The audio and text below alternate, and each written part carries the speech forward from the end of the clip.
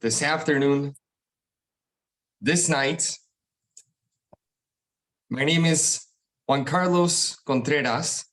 I am the international president and founder of the International Chamber of Language Teachers. And today we welcome you to our 2023 Congress Empowering Education. It is an honor to have you here today because we are celebrating our 3rd year anniversary. The ICLT was founded during the pandemic, and it was founded on the 14th of July. During this time, I had the opportunity of meeting a beautiful and wonderful and intelligent person by the name of Hannah Kafil. And just a few weeks ago, we made a partnership together between the ICLT and the Personal and Professional Development Center. And one of the things that we share in common, ICLT and PPDCI, is that PPDCI unlocks the potential of the people so they can discover the best in them. And the ICLT was founded to provide resources, benefits, and so on to all of its members so we can have higher quality education in every school, every community, and every classroom. So it is an honor for me on this 3rd anniversary to celebrate this with PPDCI under the direction of Ms. Hannah Kafil, and I welcome you to this official event. And now I will hand the microphone to Ms. Hannah Kafil.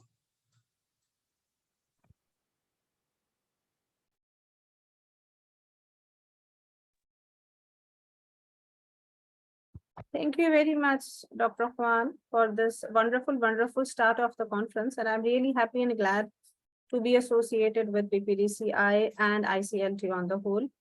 Well, ladies and gentlemen, for me, it's really an honor and a privilege to welcome you all at this platform where we are hosting a conference. And it's, the plan was pretty long ago made.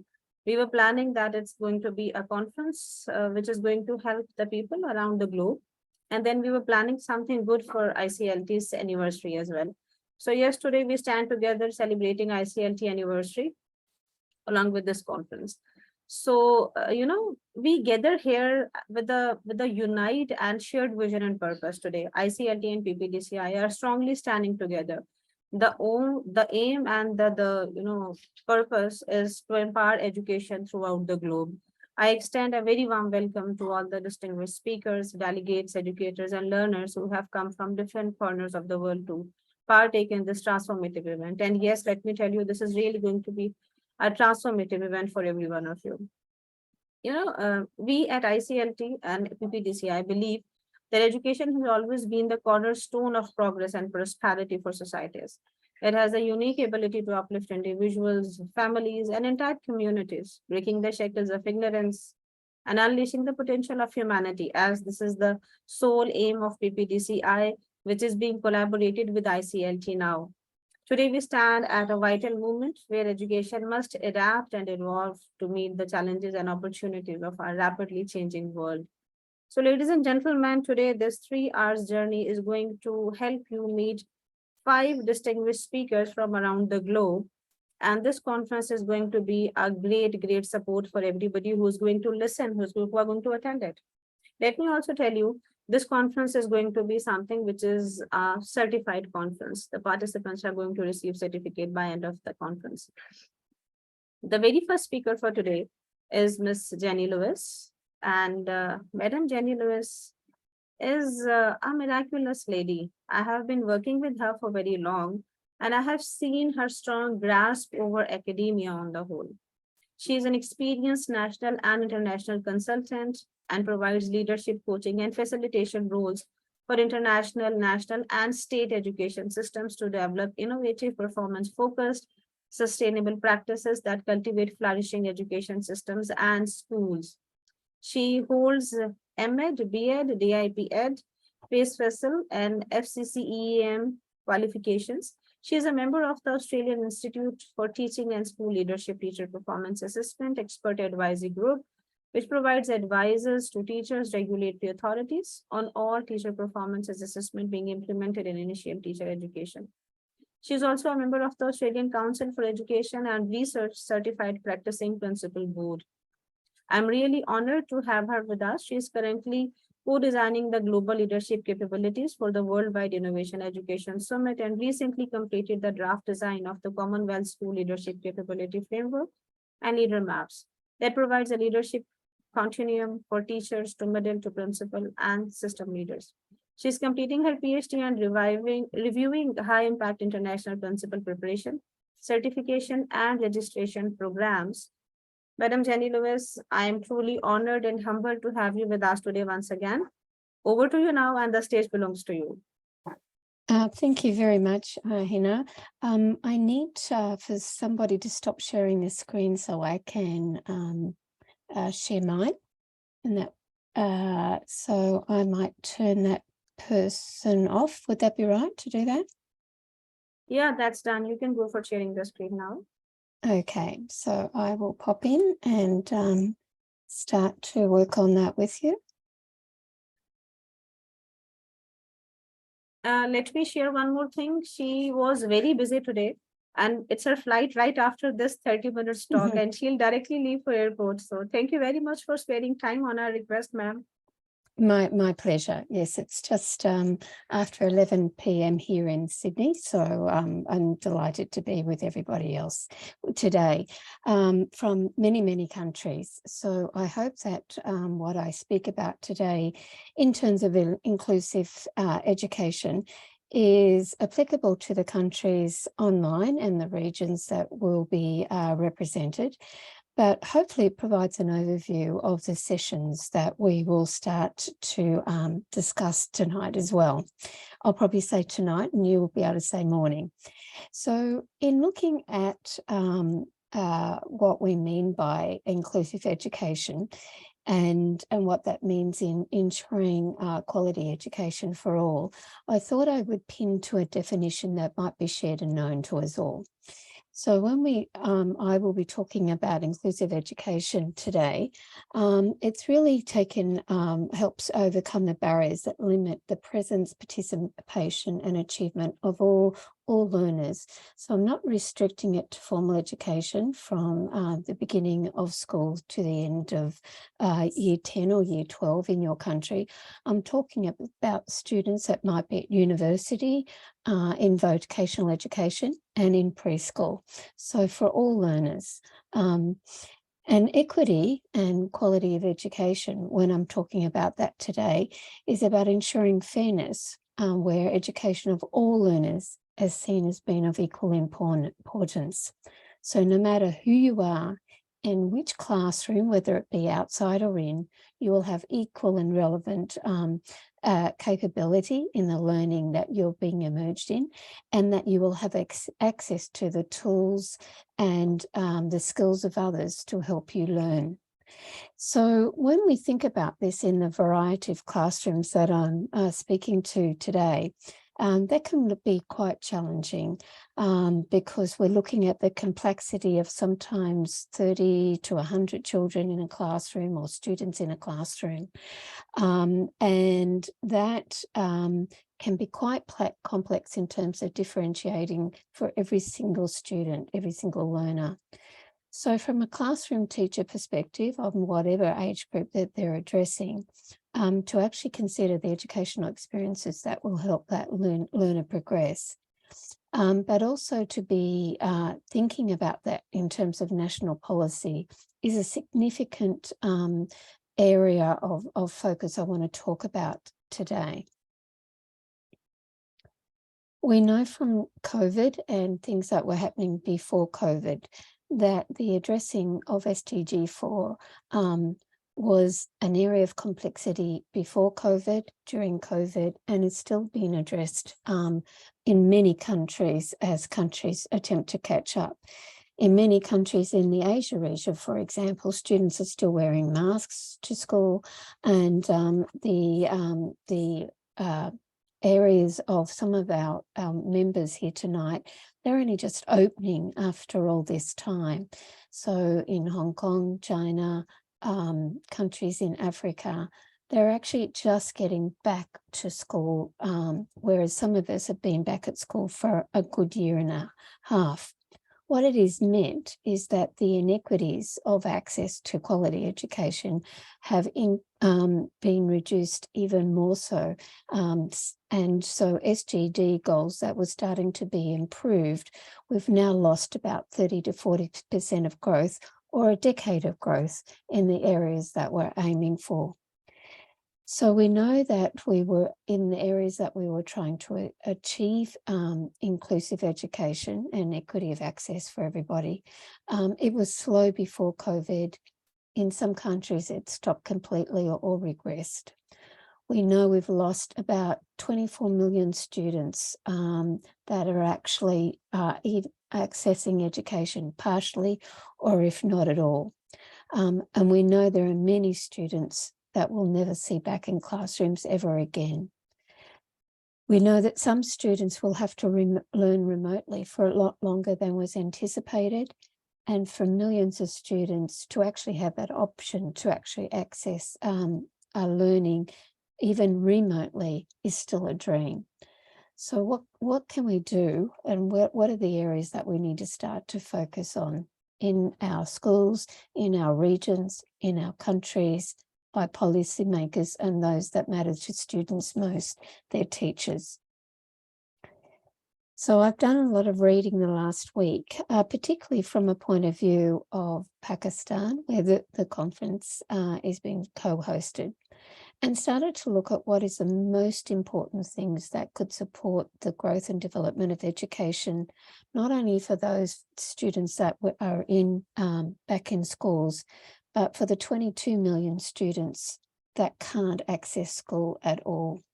So how do we actually start to focus and address the disparities in education for diverse and gender students, for provincial differences, for those socioeconomic reductions that we're seeing in many schools, in many systems, and for those who have disabilities? What could we do to be addressing those areas? Well, it's not just talking about SDG 4.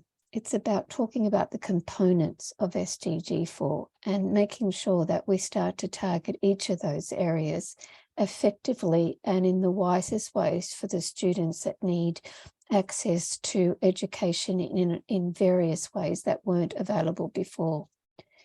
So many countries are now talking about free primary education, which wasn't there before. And for many countries, the opportunity to open education to primary, secondary, and may I say early childhood is being openly discussed. I work with the ministry in Indonesia, and that is part of their goals now, to open this to early education as well. What can we start to look at in terms of TVET? And how can we look at this more wisely than we've ever done before? Because TVET was an offering for those students that actually did have disabilities or weren't able to access full education. What has been learnt during COVID, that students completing TVET subjects were accelerating in their learning, even more so than those that actually had access to school every day.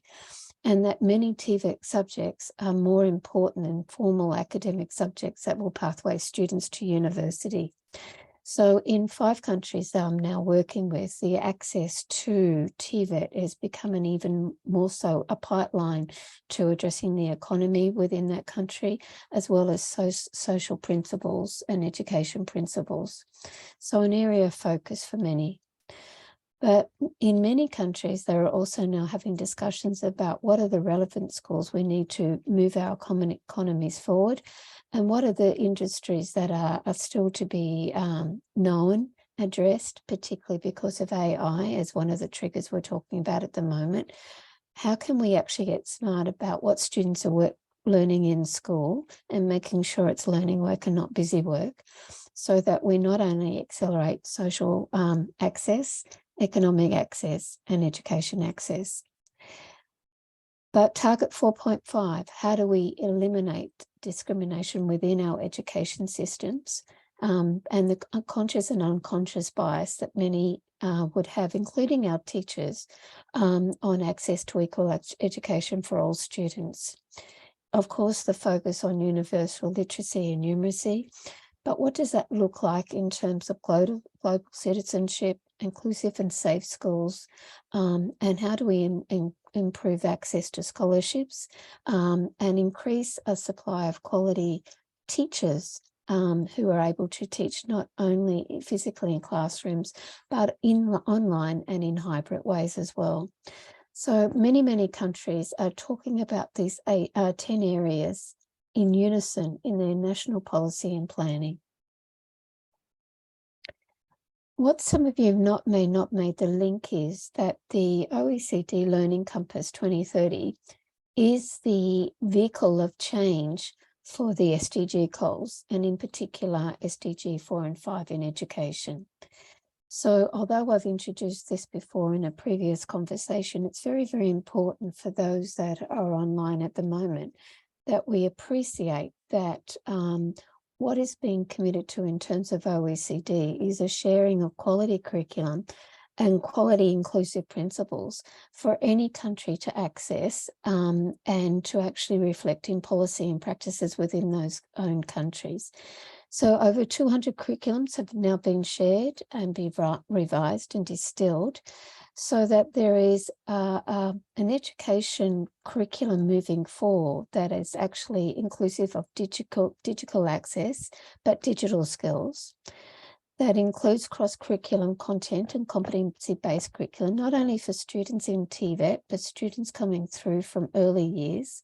So they've got that skill set to build on for a different way of doing education in 10 to 12 years' time. A flexible curriculum that really supports each and every student and is differentiated for their own learning needs, and is personalised and individualised for differentiated curriculum for each and every student. So there's a real focus back on OECD Learning Compass. That a lot of work had been done before COVID, and now it's actually had to be revisited post-COVID. And they're actually looking at the curriculums that have actually ensured acceleration of skills and access for each and every student. So they're being shared on the OECD website at the moment for those who haven't seen them and are a good benchmark for what is happening in your own curriculum systems. In Indonesia, for example, they've now halved a lot of their curriculum that students had to learn. So they're not only learning the foundation skills well, but they're accelerating through a number of areas that they want and need to learn because they've got very strong foundation skills. So why does inclusion work? It's because it focuses on the right things at the right time for the right students, the right learners.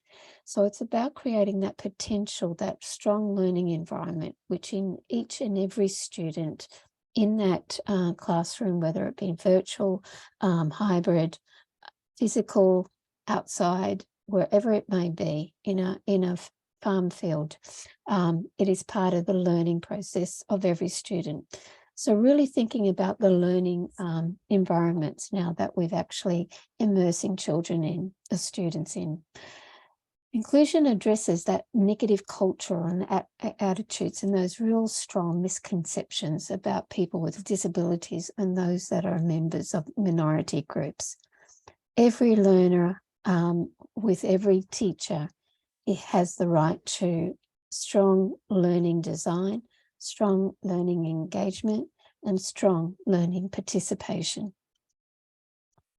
So what are the current countries and schools considering in terms of the learning and design, whether it be local, regional, or national, so that every student, whether they have a disability, are excluded by gender, excluded by ethnicity and language, or because of poverty, have a chance to learn and access equally the education that they should be accessing.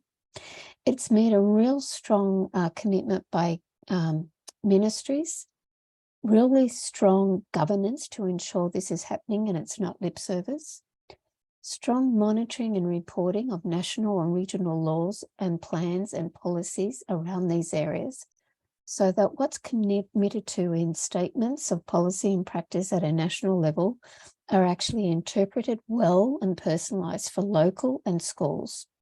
So some of the areas that have been addressed and policy concerns include access to learning. So what are the devices that students will need to access the same amount of learning as their peers? What does the content look like? So it's accessible and known and not foreign. And what is the access in terms of internet connections, power, and wide and wireless? We found during COVID that was the most exclusive part of the education system, that whole areas, whole regions were not able to access online learning. And so there's a huge commitment in many countries to that at the moment. So whether the students are actually having to work in a rice field and get online during breaks, whether the students are able to sit in a classroom, or if they're in a hospital, or if they're in the middle of a war, or if they're in refugee camps, that they have some access to the education that they have the right to. The other thing that governments are looking at is the opportunity to learn in new and different ways, whether it's organised or reorganised in terms of learning time. Many children from an early age have now had to go and work to make sure there's money in the home to feed the students. So feed the children in the home.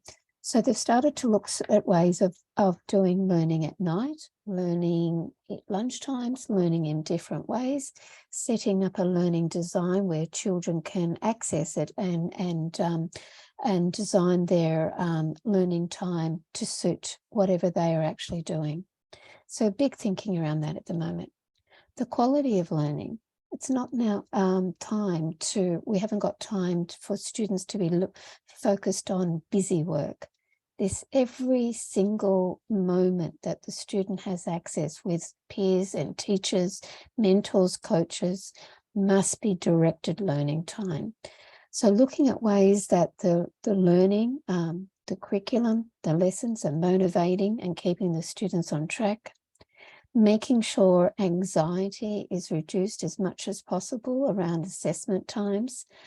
Many countries are now looking at that whole routine of examinations and looking at other ways that collection of data around knowing that the students have actually learnt this to reduce anxiety. And for many students, it has meant over the last 3 to 4 years that they could not travel to or sit in exams. So many countries are now thinking about that accessibility and the shrinking of the curriculum coverage that I've been talking to. In a number of African and Asian countries, the curriculum is now half what it was pre-COVID, as they've looked at what the priority learning is and what was designed into curriculums for historical purposes more so than current pedagogical time. And student wellbeing. During COVID, we know that many teachers did not know the home circumstances of the students they were teaching online. And of course, many teachers didn't know where the students were as a result of COVID. They've gone missing, not in the homes that used to be there, or the things that you would know about in your countries. So considering different safe places to live and learn, and thinking of the social functions of school just as much as the learning functions. We know that very many children grieved the loss of their peers and that time that they had together at breaks, whether it be lunchtime or playtime. All that had to be carefully considered in this new construction of learning post-COVID. So there's some great documentation around in terms of what different countries are looking at. If you look at the UNESCO Salamanca Statement 25 years on, that publication that UNESCO published not so long ago, it provides some wonderful examples of what different countries are now doing in terms of improving accessibility to quality education, but also making sure that accessibility is also inclusive. So in Laos, they've looked at ways to reach those hard to reach children, the children that have had to go home to farms. And because many adults have died from COVID, we are having in countries such as Laos and in many countries in Africa and Asia, there are now childless families, both parents have died. So how do we get learning to those children in the most isolated of circumstances? So that's one case study that you might like to have a look at. In Kenya, they're looking at different ways of promoting inclusive education. And you can see what a Catholic system has done in Kenya to ensure that students are actually accessing learning. Different groups defined by different learning needs. They're looking at a strong differentiated model. In Peru, they're looking at pre-service education, as are many countries, and have come back to look at the things that were restricting access to quality education and the blind spots that some teachers had on the students in their classrooms. So in Peru, one of the projects that's happening there at the moment, it's not only looking at SDG goals, but also 2030, at what they can do in terms of intercultural approaches to education and ensuring that every teacher is classroom ready when they leave university or the teacher training authority they are in, and they can actually teach every student for the right things at the right time because they know the right needs. And then lastly, one other example, although there are many, if you look at that publication, is in Lebanon. And they've looked at the way to continue to do CPD for teachers, to keep them up to date as new challenges are emerging and new and exciting ways of teaching are being revealed. So very much like the situation we're in tonight, where we're actually sharing and learning together new and very different practices, and targeting the right professional development for the right teachers at the right time. So that's just 4 examples that national governments have committed to actually turn around and expedite the learning, fast-pace the learning for the students who've lost, say, 6 months to 2 to 3 years of learning. And for many of these students, they were already 5 to 6 years behind their age cohort. So just as a reflection, as I'm talking to you, recognizing the time, I have some questions for you to take away and to think about in your own country, in your own province, and in your own school. Is there a proper and explicit definition of what inclusive education looks like in your country? And is it reflected in the constitution of your country, your province, your school policies? And is it enacted as intended? An example I would give you is the Pakistan professional teaching standards. And when I had another look at them today, although they're targeting the right things, just to add that little sentence about assessment for inclusive practices would be a thing to reflect upon if you go back to look at those professional standards. Is inclusive education in your country just focused on learners with disabilities, or is it also focused on gender, ethnicity, language, and poverty? Is there appropriate and flexible curriculum for your country? Is it differentiated for different students? Is there sufficient resources and are staff trained to use those resources well? And is there regular, credible, and holistic data pertaining to different vulnerable groups as they start to look at to ensure inclusive education for everyone? So as we come to the end of our process, and you'll have these questions to think about later on, it seems that most countries are looking at these 6 actions.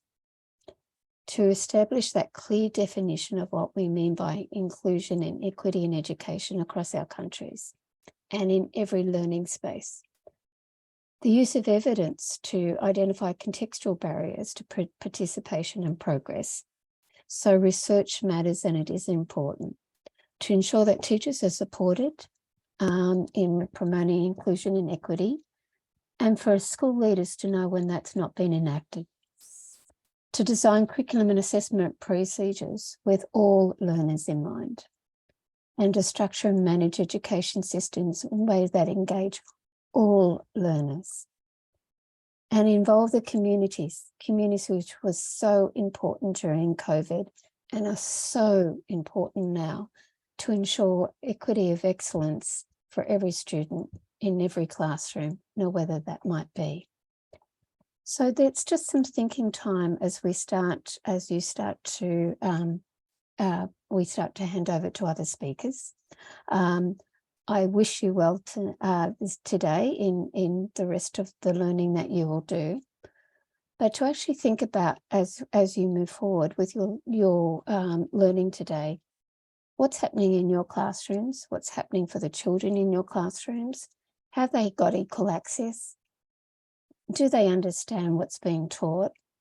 Are they learning at the same pace as every other peer in their classrooms? And are we providing the richest education system that each of our learners deserve? I wish you well. And once again, thank you so much for letting me be a part of your learning program. I am truly honored, and this is my absolute pleasure again to have you with us, Ma'am Jenny. What an insightful talk, and the beautiful conclusion of the talk is every learner getting the same opportunities to gain whatever is being taught in the classrooms is something which is my takeaway from your talk. And thank you very much for using such personalized pictures which are depicting the Pakistan culture and the Pakistani schools. So thank you very much for being there. My pleasure. Thank you, everyone. Please accept our gratitude from PPDCI and from ICLT as well. Thank you. Thank you so much, ma'am. Thank you. All right, ladies and gentlemen, time to move on further. And, the theme of the conference is empowering education. It encapsulates the core essence of our collective endeavor. It calls upon us to not only equip learners with knowledge, but also to foster critical thinking, creativity, resilience, and compassion. And that is what is actually happening right over here at this platform and this conference. I am really honored once again to share a speaker who is my teacher, and I have learned a lot from him, Dr. Ghulam Ali Buriro. He has transformed thousands of lives. I have witnessed that at my own as a classroom teacher and a certified TESOL educator for the last 26 years. He is one of the renowned academic and motivational speakers in Asia. He is a dynamic personality and a highly sought after resource in ELT world. And Dr. Buriro's straight from the heart passion and the high spirit and the energy level motivates the audience to move beyond their ordinary limits and reach extraordinary goals. And you will witness that just in a while as soon as I hand over the mic to him.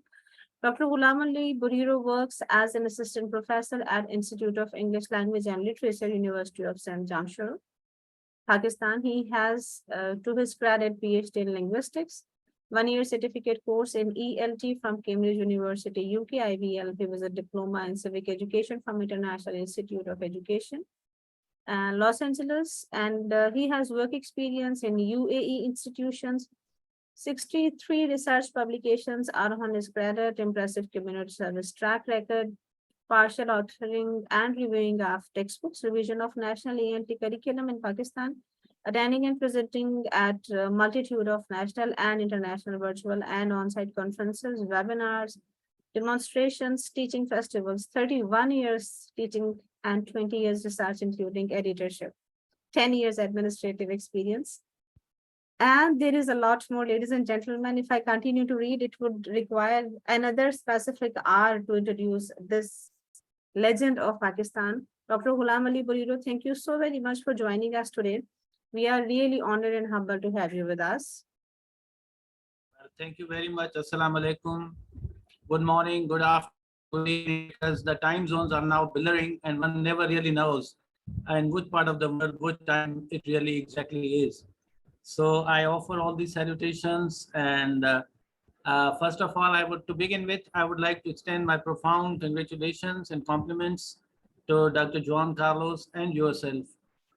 You will inshallah be Dr. Hina Kafil Ahmed for this wonderful combo, because I have long been looking forward to those international linkages. And once this, I am so very glad, so very delighted on a very personal note to see that 2-3 of my favorite people in the world have joined hands and have come up with this, academic agreement, memorandum of understanding, a kind of joint ventures between International Chamber of Language Teachers from Mexico, and of course, Personal and Professional Development Center International in Pakistan. So long live Mexico, long live Pakistan. And I hope that this partnership will go a long way and might serve as an example, set an example for the rest of the world, the rest of the organization all across the globe to these kind of academic memoranda of understanding. And next, I would also be expressing my deep gratitude to you and to my very dear, brother Juan Carlos, sir, who is heading ICLT Mexico. And, taking advantage of this very moment, I would also like to offer my salutations to my very dear friend, Dr. David Parudin from Thailand, who I see in the audience. Thank you very much indeed. Thank you, Dr. Parudin, sir. It's such a great pleasure seeing you virtually. And now I would, request you to allow me kindly to move forward to my presentation and share my slides, and so that I could speak on the topic without any further ado. Thank you so much. I'm going to open my slides.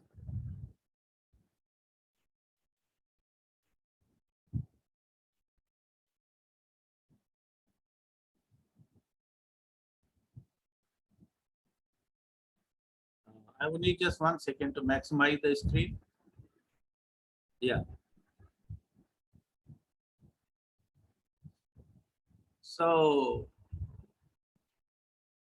before proceeding further, I would like Madam Hina kindly to confirm whether the slides are visible and I'm audible. Yes, sir, you are completely audible to us and we can see your slides. Very beautifully made. Yes, purple is one of my favorites, and added by blue and light sky blue. It makes And in the conference today, we all are going purple. Thank you so much.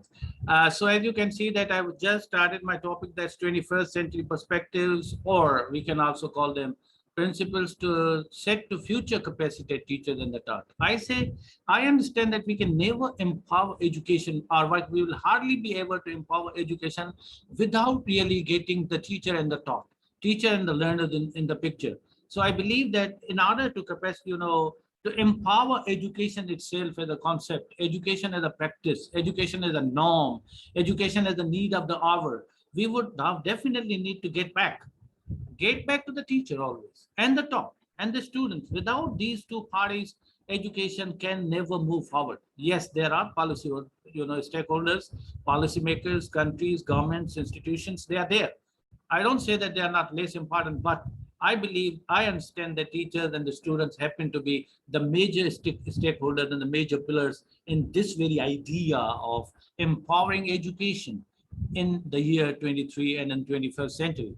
So I would be with this view that I have focused, pinned down on teachers and learners, that we should be more and more empowering the teachers, and we should be empowering the learners, so that we are in a position to empower education. With this basic thought, I will be, proceeding further.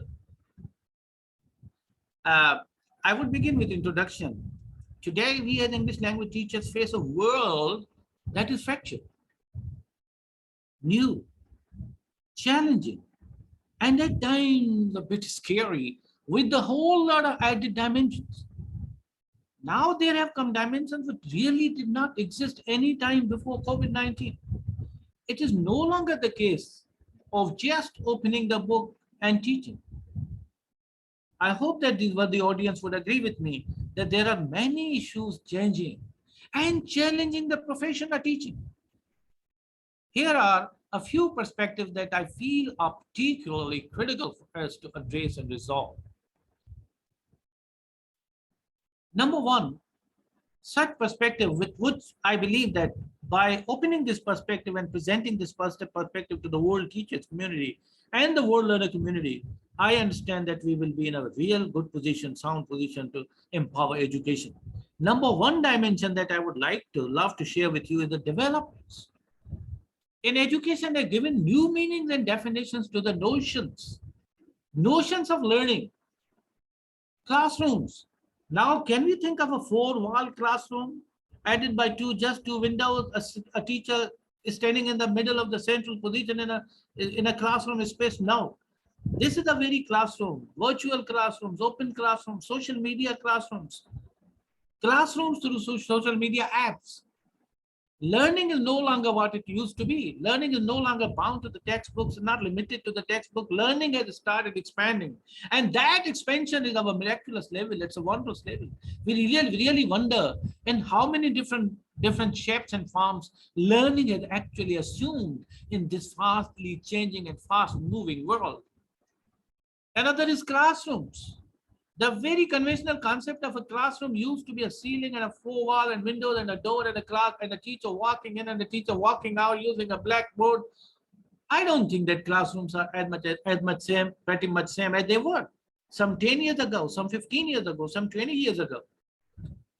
Same is the case with curriculum.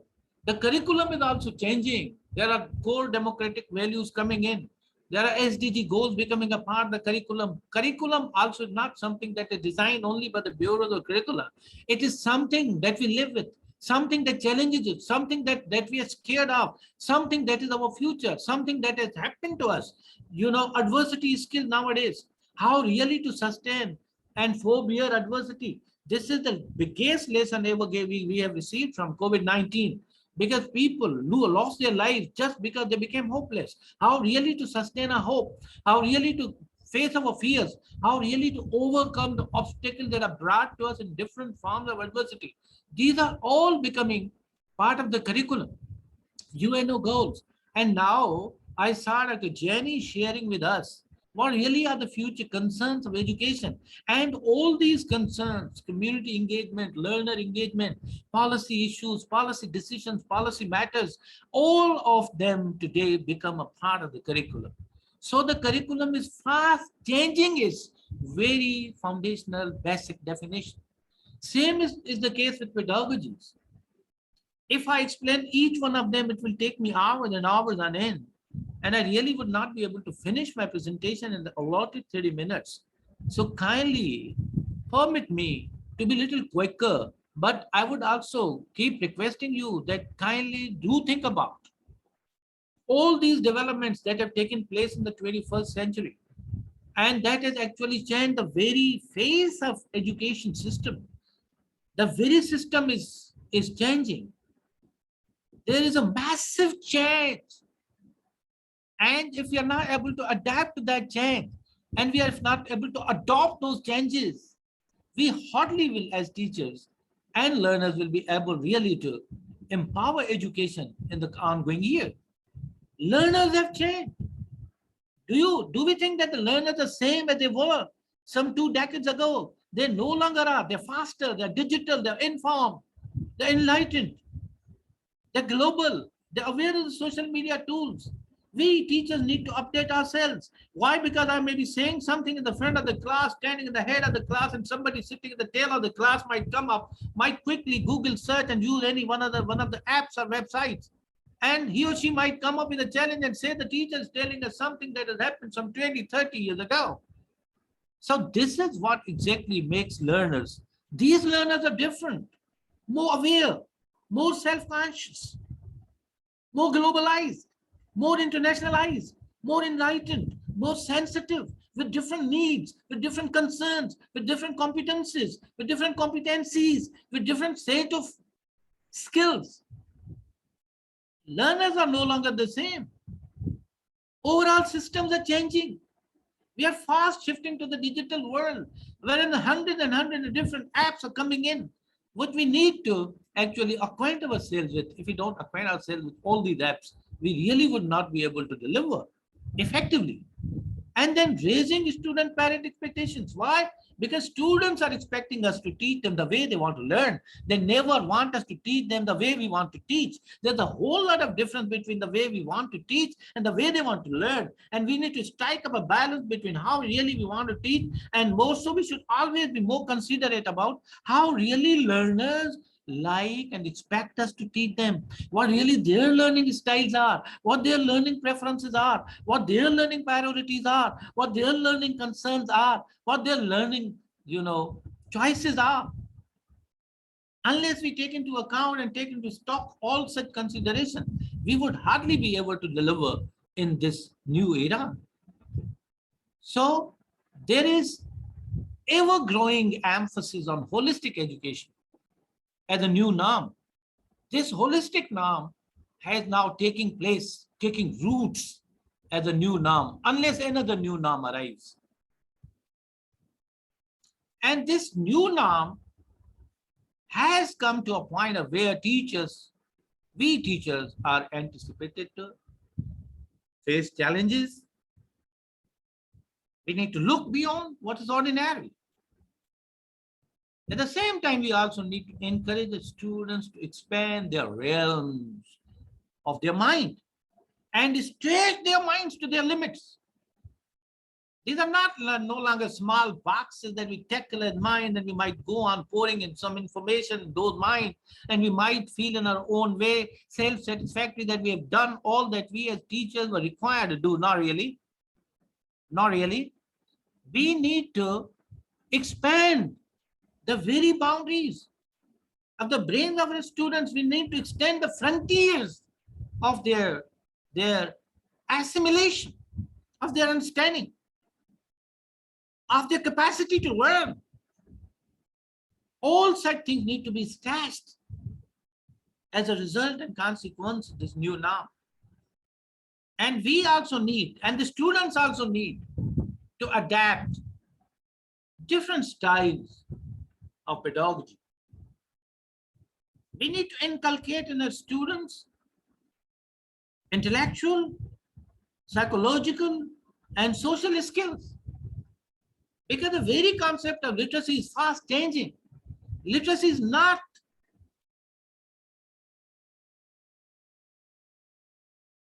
Sir, you are muted.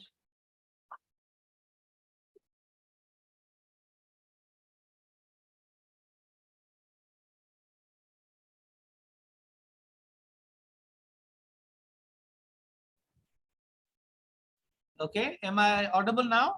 Perfect. Yes, yes. Thank you. I'm sorry for this inconvenience.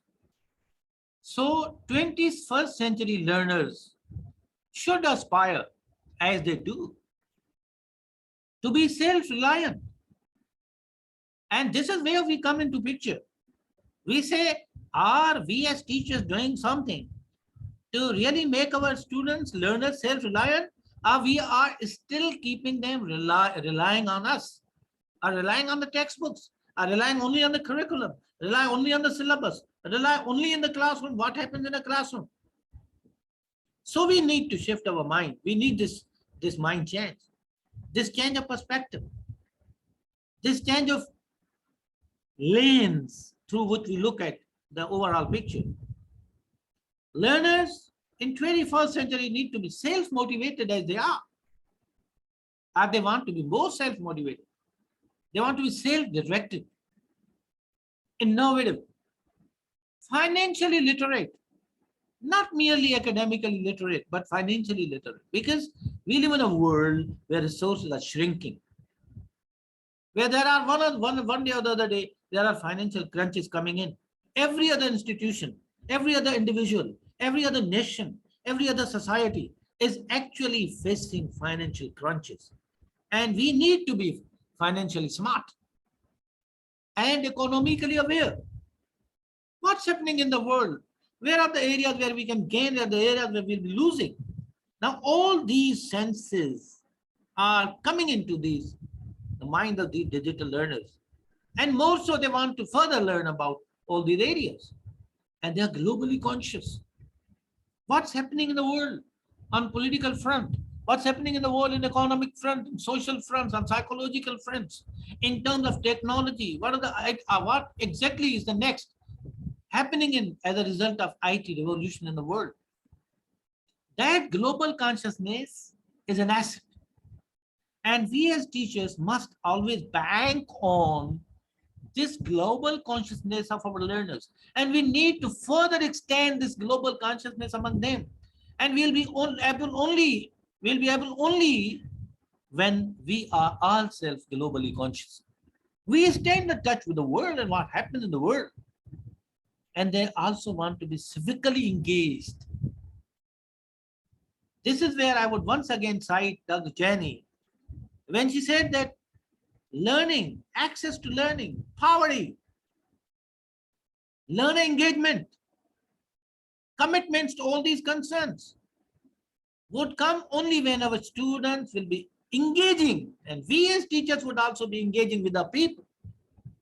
If there are no teacher parent, no teacher people, no teacher learner, no teacher community engagement, and vice versa, learner teacher, learner community, learner society, learner institution, learner world, learner in the world engagement is not there, I think we would be failing in our purpose to impart learning.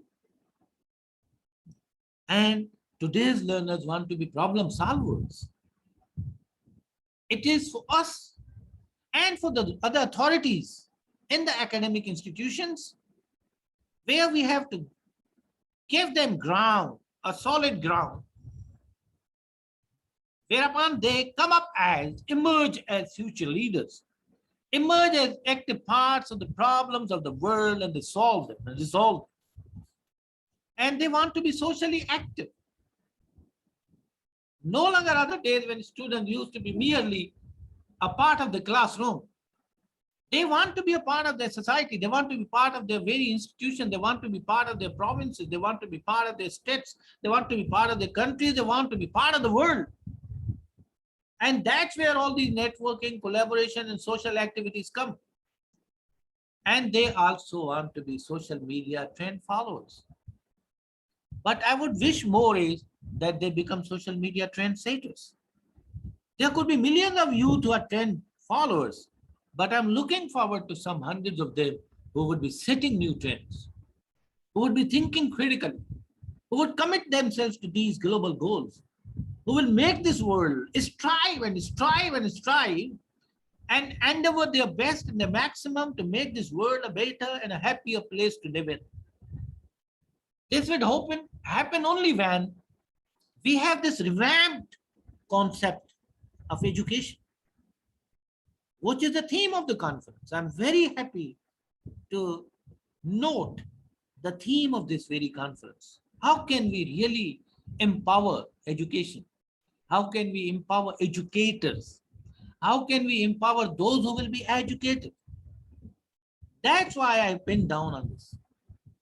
Let's see, empowerment of education can come only after we are able to overhaul and revamp our very concept of looking at what education is actually all about.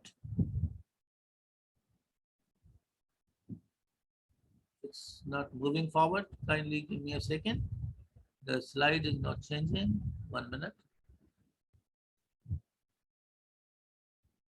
Okay. So this new concept of education and a new set of learners and learning priorities have given birth to fresh perspectives in pedagogies and practical. These perspectives are, one is individualization. There is an ever increasing focus now to remain on adjusting teaching to learners' different styles of learning. One size fits all is no longer a norm. So in this case, what should be the way forward? The way forward is that teachers must clearly identify learners' various learning styles through real-time observation.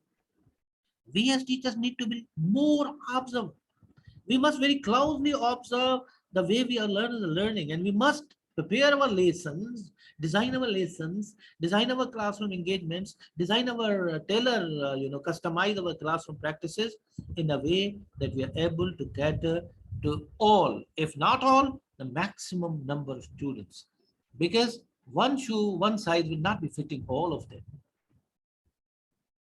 Another concept is digitalization. It's no longer just computer or digital homework, but flip learning, cell phone learning, artificial intelligence based decision making, data management, and e-learning.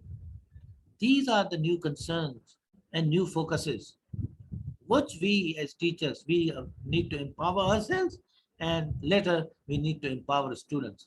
And my humble suggestion is, what should we do in this case? We get precise pictures of students' profiles.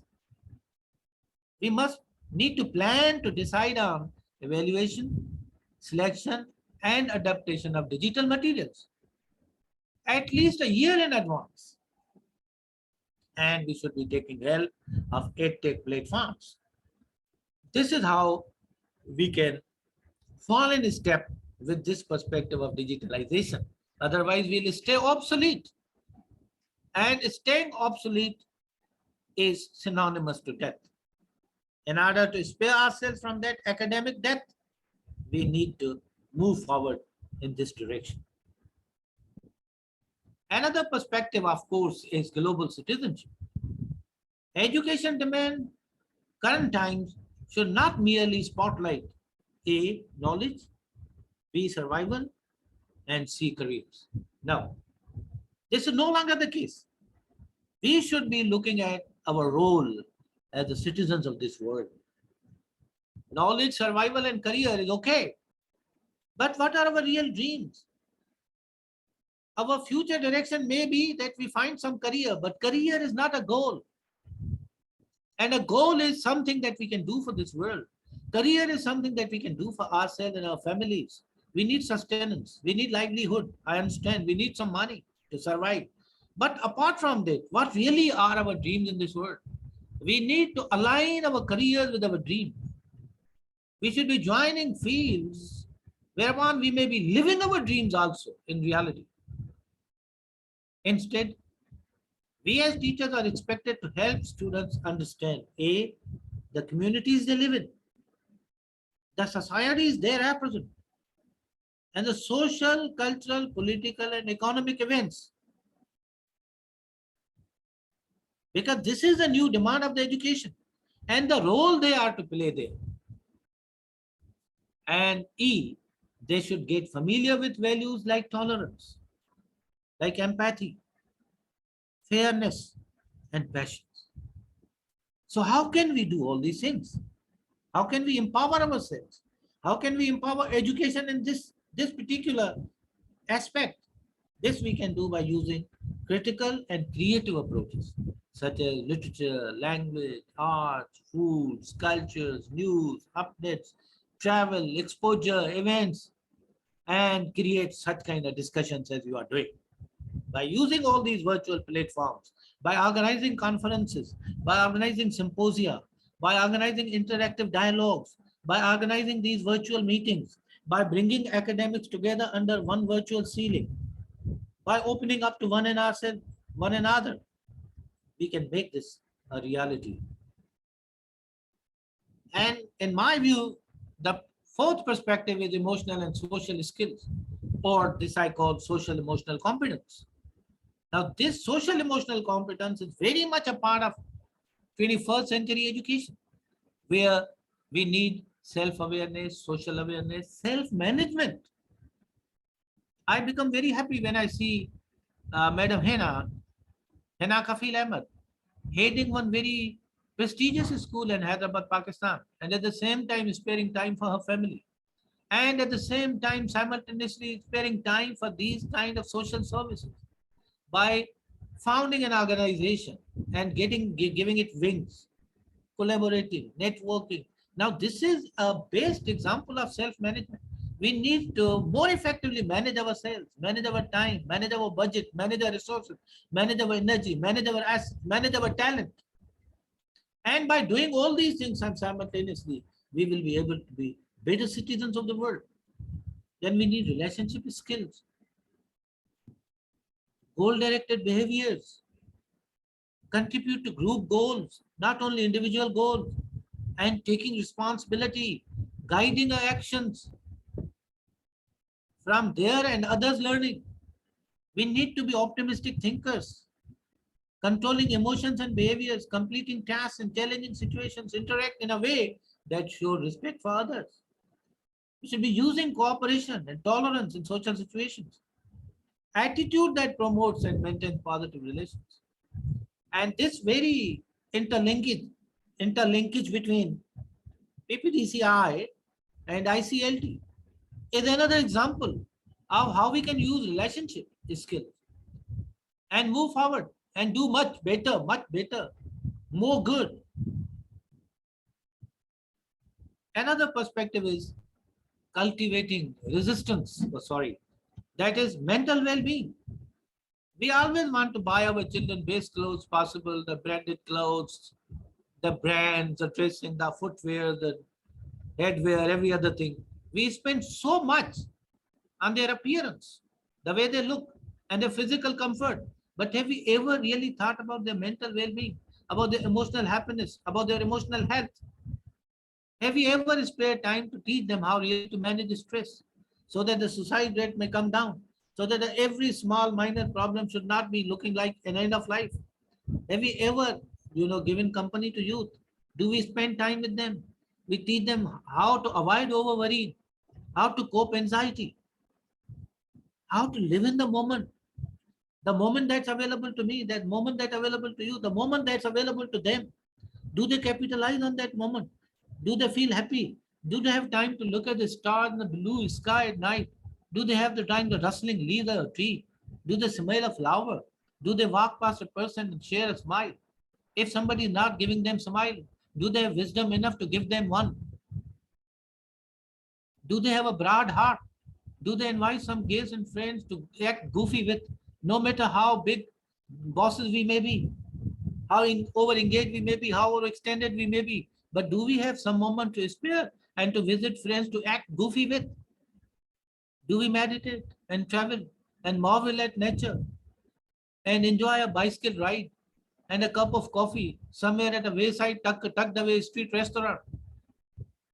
Do we collect glasses? Do we toast to happiness? We may be, do we maintain proper hygiene? Physical, domestic, institutional, and all these things. What exactly is the way forward?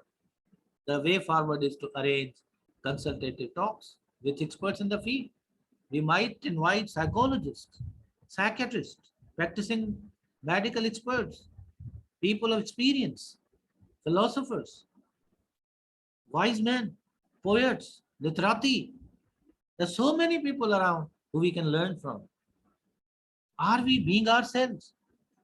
Or is it that we are apping other cultures? Are we apping other people? We have lost to be who we are. Have we ever spoken to ourselves? Have we ever consulted our own hearts? Have we done some soul searching?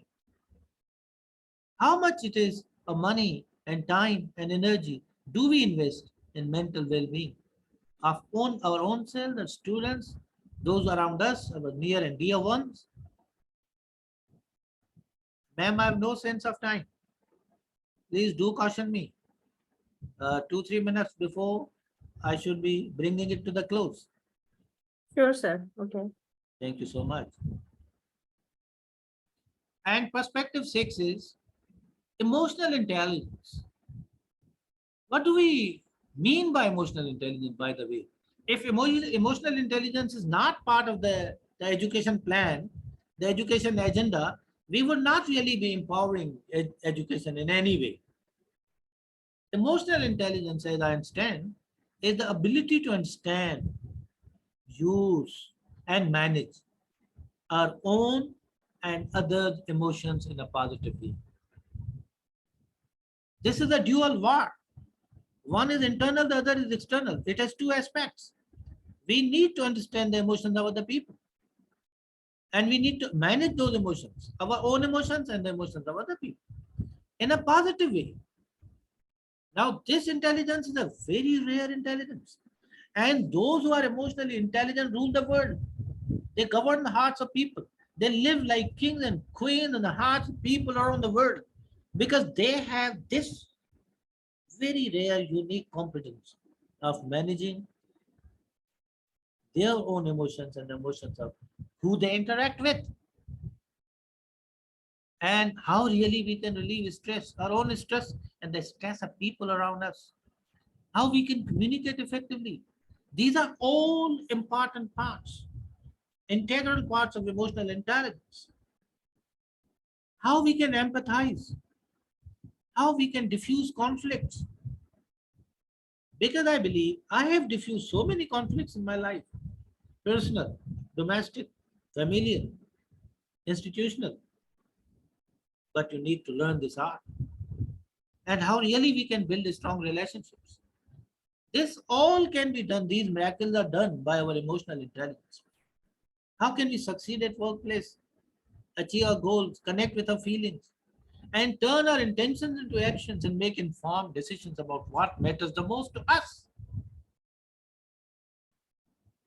And very unfortunately, we are known to the entire world, but we remain strangers to ourselves. And this is the dilemma, as said by Albert Camus. Albert Camus says that we stay strangers to ourselves all our lives. That's greatest misfortune that can ever happen to us. We are always in a quest for the world to know us. How far we know ourselves is the biggest question. As Socrates says, and I cite, you can run away from the entire world, but you can not really run away from yourself. Unquote.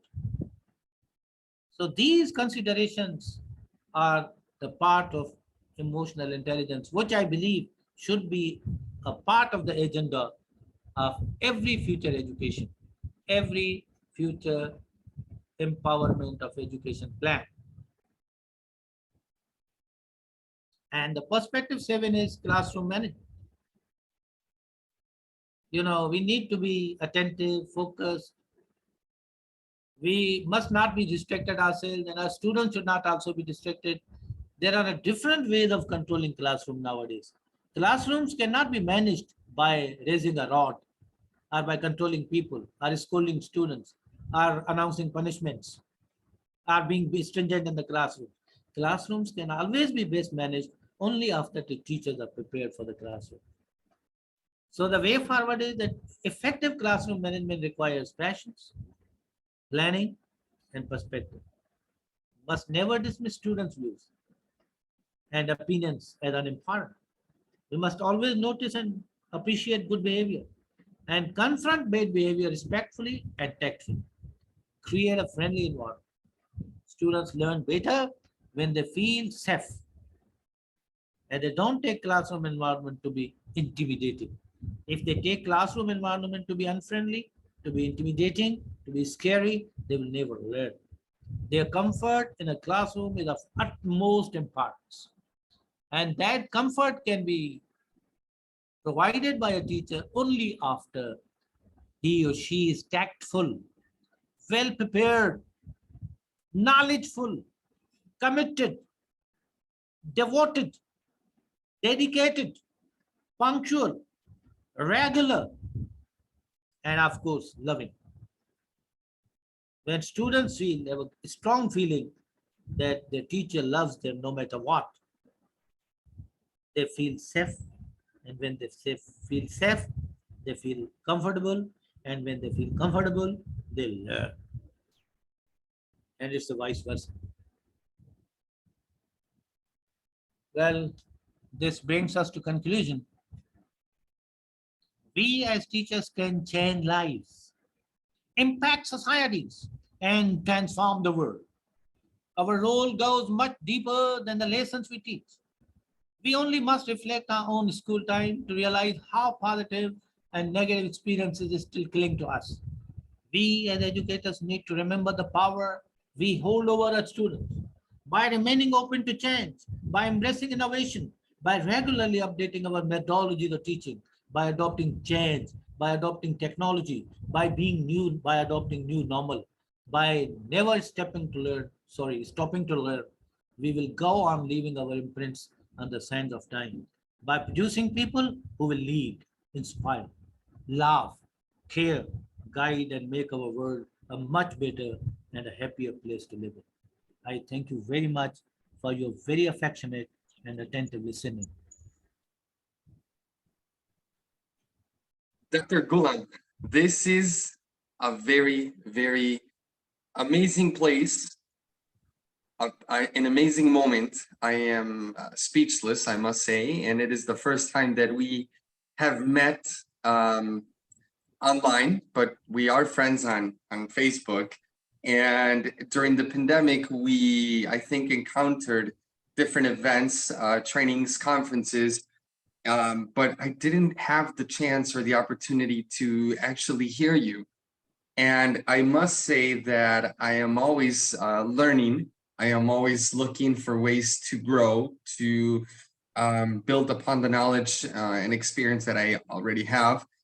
I must say that in conclusion, this is a must conference that I need to hear over and over again.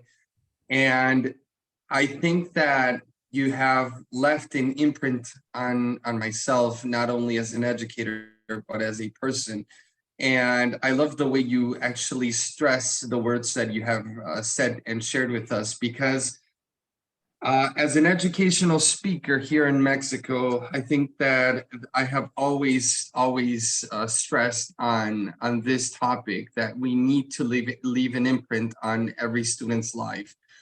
And I understand why you talk and speak with such passion, because you said, you made a question that said, that what is going on with the world, and there are a lot of things that are going on in the world today, where I think that we're just waiting for someone to make it happen, but we're not really actually doing it ourselves.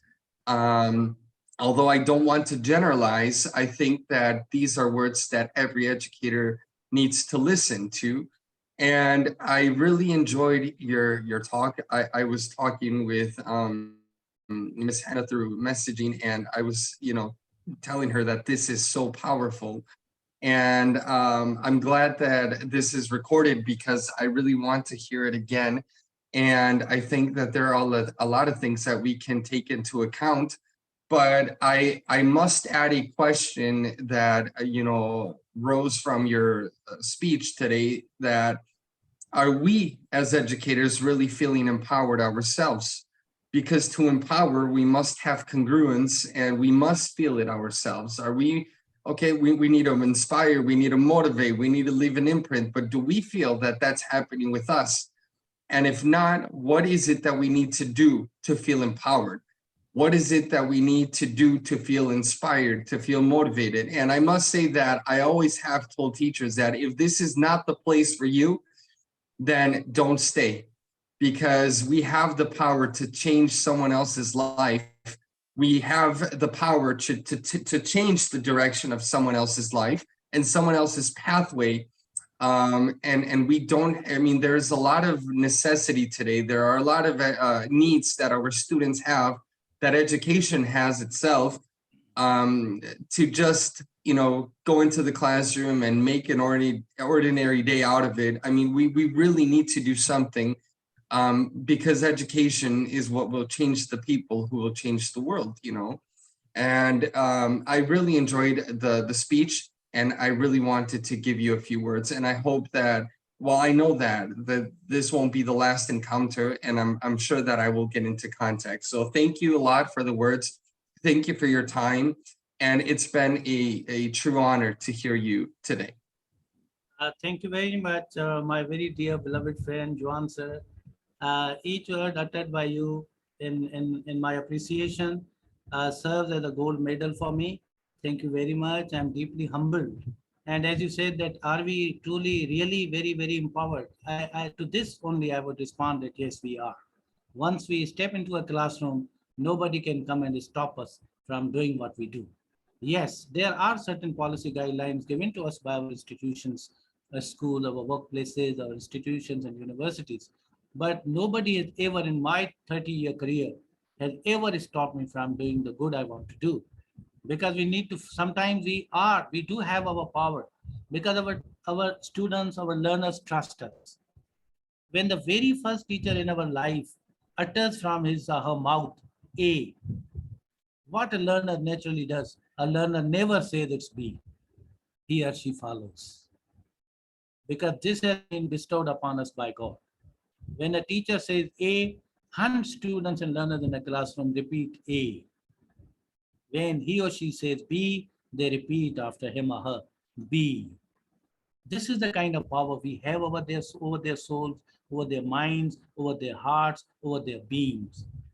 But there's only one thing I would very humbly, modestly say. That one thing is that those students must be assured that we love them. And we love them unconditionally. And once we are able to impart that feeling, instill that feeling in their hearts, that we are their true friends, we are their parents, we are their confidants, we are their intimate close friends, they can open up to us and they enjoy that. They enjoy that claim over time and energy and space and mind, and that they would always be welcome to share anything that ever happens to them. I feel they begin listening to us. They begin following us. So I would very humbly suggest that we need to establish that figure of authority, but that authority would be a soft power, the power of trust, the authority of friendship, the authority of dedication, the authority of division. John, sir, let me tell you that in my 26 years career at a university, honestly speaking, students have always given me so much of honor that I sometimes become very skeptical whether or not I merit it. But just because they believe that this humble teacher is for us. No matter it rains, no matter it's hot, he would come. So thank you very much for your gracious words of love. Each word to me is a carat of gold. And I'm truly honored by your sincere appreciation. And I also assume and hope that this should not be the last encounter. Hopefully, we will be crossing paths one more time virtually, and if God wanted, physically also someday, somewhere. It's a small. Thank you so much. It's such an honor and blessings to you. Thank you. Thank you so very much, sir. The conviction you have in your overall tonality is something which moves all of us. Thank you so very much. Please accept my sincere gratitude for being here with us today. Thank you very much for the gracious opportunity. Goodbye. Our pleasure. Goodbye, Take sir. care, everyone. Blessings. Thank you. So, ladies and gentlemen, with this, we are moving on further. And our next speaker is again one more very charismatic teacher who has again the privilege of changing the lives of the students around the globe. I am introducing Professor David Peridon, an accomplished English language specialist from Mahidol University, Thailand, with numerous accolades and pursuits of being the best teacher for his students. He has a specialization with the Institute of Population and Social Research, Mahidol University in Bangkok, Thailand. He is the managing editor and senior editor for the Q2 Scopus Index Journal of Population and Social Studies with the same institute. In addition to receiving several prestigious international teaching awards for his contributions to global education, he has acquired exemplary teaching qualifications and certifications along with a Bachelor in Secondary Education with honors and a Master's of Arts in Teaching with honors, both with concentrations in English. He is currently a doctoral candidate pursuing a PhD in Applied Linguistics for English language teaching at King Mongkut's University of Technology, Thornbury, Thailand. Professor David, thank you very much for joining us today. Over to you now. Okay, well, of course, I would join you. If Juan Carlos asks me to venture to the bowels of hell for him, I shall, without hesitation. So now you have to forgive me because I am a bit Western and the audience's time is more important than my time. So I promise I shall keep to my 30 minutes. Sorry, very, very Western, very Western. So, okay, let me share my screen here. Okay, good. You can see it. So when Juan Carlos asked me to present about empowering education, I was trying to be a little generic because I knew other speakers would be I knew topics from other speakers would overlap, in which they do. Every conference, topics from speakers, they tend to overlap. And each person has their own particular preference or their own particular passion as to something about their presentation will, it really speaks to their heart. And for me, I spend a lot of time discussing the current state of education with, my goodness, education leaders from around the world, school directors, university presidents, deans, government officials. And I also, well, I live in Thailand, okay? And Thailand is predominantly a Buddhist country. So I work with a lot of Buddhist organizations, and I equally work with a lot of the Muslim organizations. And I tried to donate my time to both Buddhist and Muslim organizations to teach students. You know, look, the current state of education needs people who can give of themselves. Okay, if I'm saying people, educators, teachers, whatever you want to call yourself, the current state of education needs you. Now, if we want empowering education, people like you and I must be at the forefront. We must be the examples or the role models. Okay, jokingly, I tell my university students that when I ask who is their favorite superhero, they better say me. Because, you know, look, so many students, there is really an inequality in the access to education. You know, for so many different reasons. We all know the research, right? So I try to make myself accessible. I travel. My goodness, I would be as factual as possible. I travel most weekends to try to reach people who are otherwise unreachable, you know, in certain areas, or maybe they're facing economic challenges. I try to donate as much of my time as possible in Thailand and in other countries, you know, either virtually if possible or face-to-face, preferably.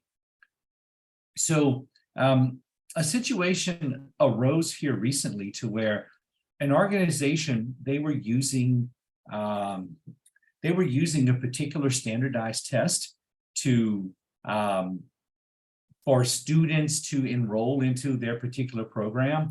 And they found that this particular standardized test was not accurately judging the students' ability for their particular program. Why? Because sometimes students are not able to participate in are not able to excel in standardized testing.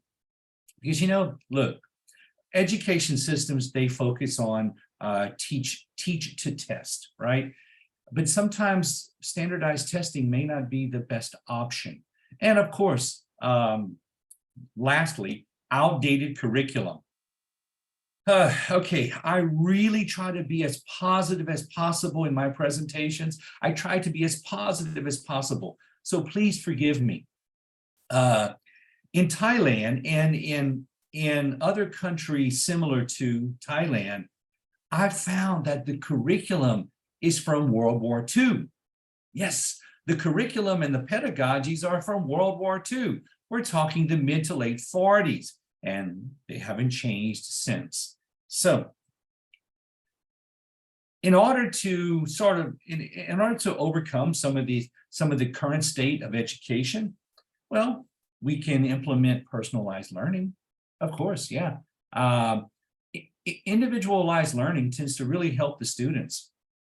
If we can personalize learning plans and identify the strengths and areas for improvement within the students or in student groups, we can help empower education, because we know the current state of education has its issues, right? Everyone, if you ask every teacher in every country, tell me about your education system. Well, which I do this. I communicate with teachers from 23 different countries regularly, by the way. And, you know, it's always the same. My education system is this, we have these problems, this and this and this. So I tell them, well, you know, try to be a little more individualistic, because as the teacher, you do have that power, you do have that authority. You know, the education area or the ministry tells you you must accomplish these goals. Well, you know your students, of course. And hey, integrate technology. Oh, wow. I love technology. I have been integrating technology even more since the whole pandemic, of course, you know, but I have been integrating technology more and more and more. But my favorite way to individualize learning, project-based learning. I love PBL. I love PBL. You know, students, I ask, what are you interested in? You tell me a problem you want to solve. I don't care what it is. Let's do it. Project-based learning. It fosters creativity, it teaches collaboration, and it helps the students to gain some sort of critical thinking or some sort of logical thinking practices. So if we want to empower education, hey, look, I'm very partial to PBL. Sorry, I'm just telling you. Now, Dr. Ghulam, love the man, love him, love him, love him. He spoke about emotional intelligence. You know, look, there has to be some socio-emotional learning. SEL programs, adding SEL programs into the curriculum helps students to understand and manage their emotions. Look, in countries where cultures are focused on face saving, where students tend to be students tend to be hypersensitive, students tend to be self-deprecating. Look, you need to incorporate some sort of SEL programs or something into the curriculum to help students learn how to deal with the real world.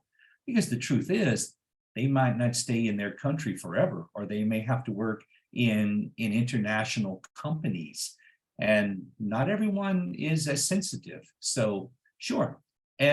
But in doing this, we must create supportive environments. Of course, look, I have been testing over the past, 7 months now, I have been testing incorporating cognitive therapy in some of my English classes. You know, not to be hypercritical, but research and some of our personal research at my university, we have found that students have had challenging, to say the least, language learning experiences stemming from teacher bullying, classroom bullying, some sort of social factors and cultural factors.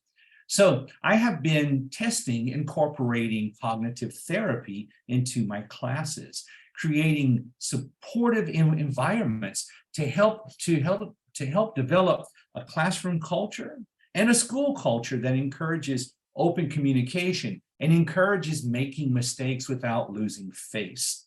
And in all this, I try to empower education and unlock the potential in every student, by encouraging positive relationships between the students and the teachers. You know, my students, I don't care, 40, 50 per class, it doesn't matter.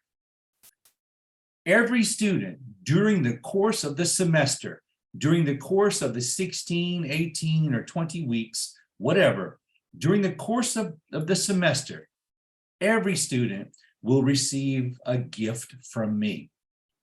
Every student. Well, I predominantly teach university students. So every week I take 5, 6, 7, 8 students to the coffee shop in our faculty. Okay, it's not much money, right? But hey, I buy a drink, whatever they want, right? I buy a drink for every student every semester. One time, okay, don't get me wrong. But I try to encourage these positive relationships. I tell them, look, you respect me, I respect you. You take care of me, I take care of you. There's no teacher-student relationship. We have to be somewhat peers.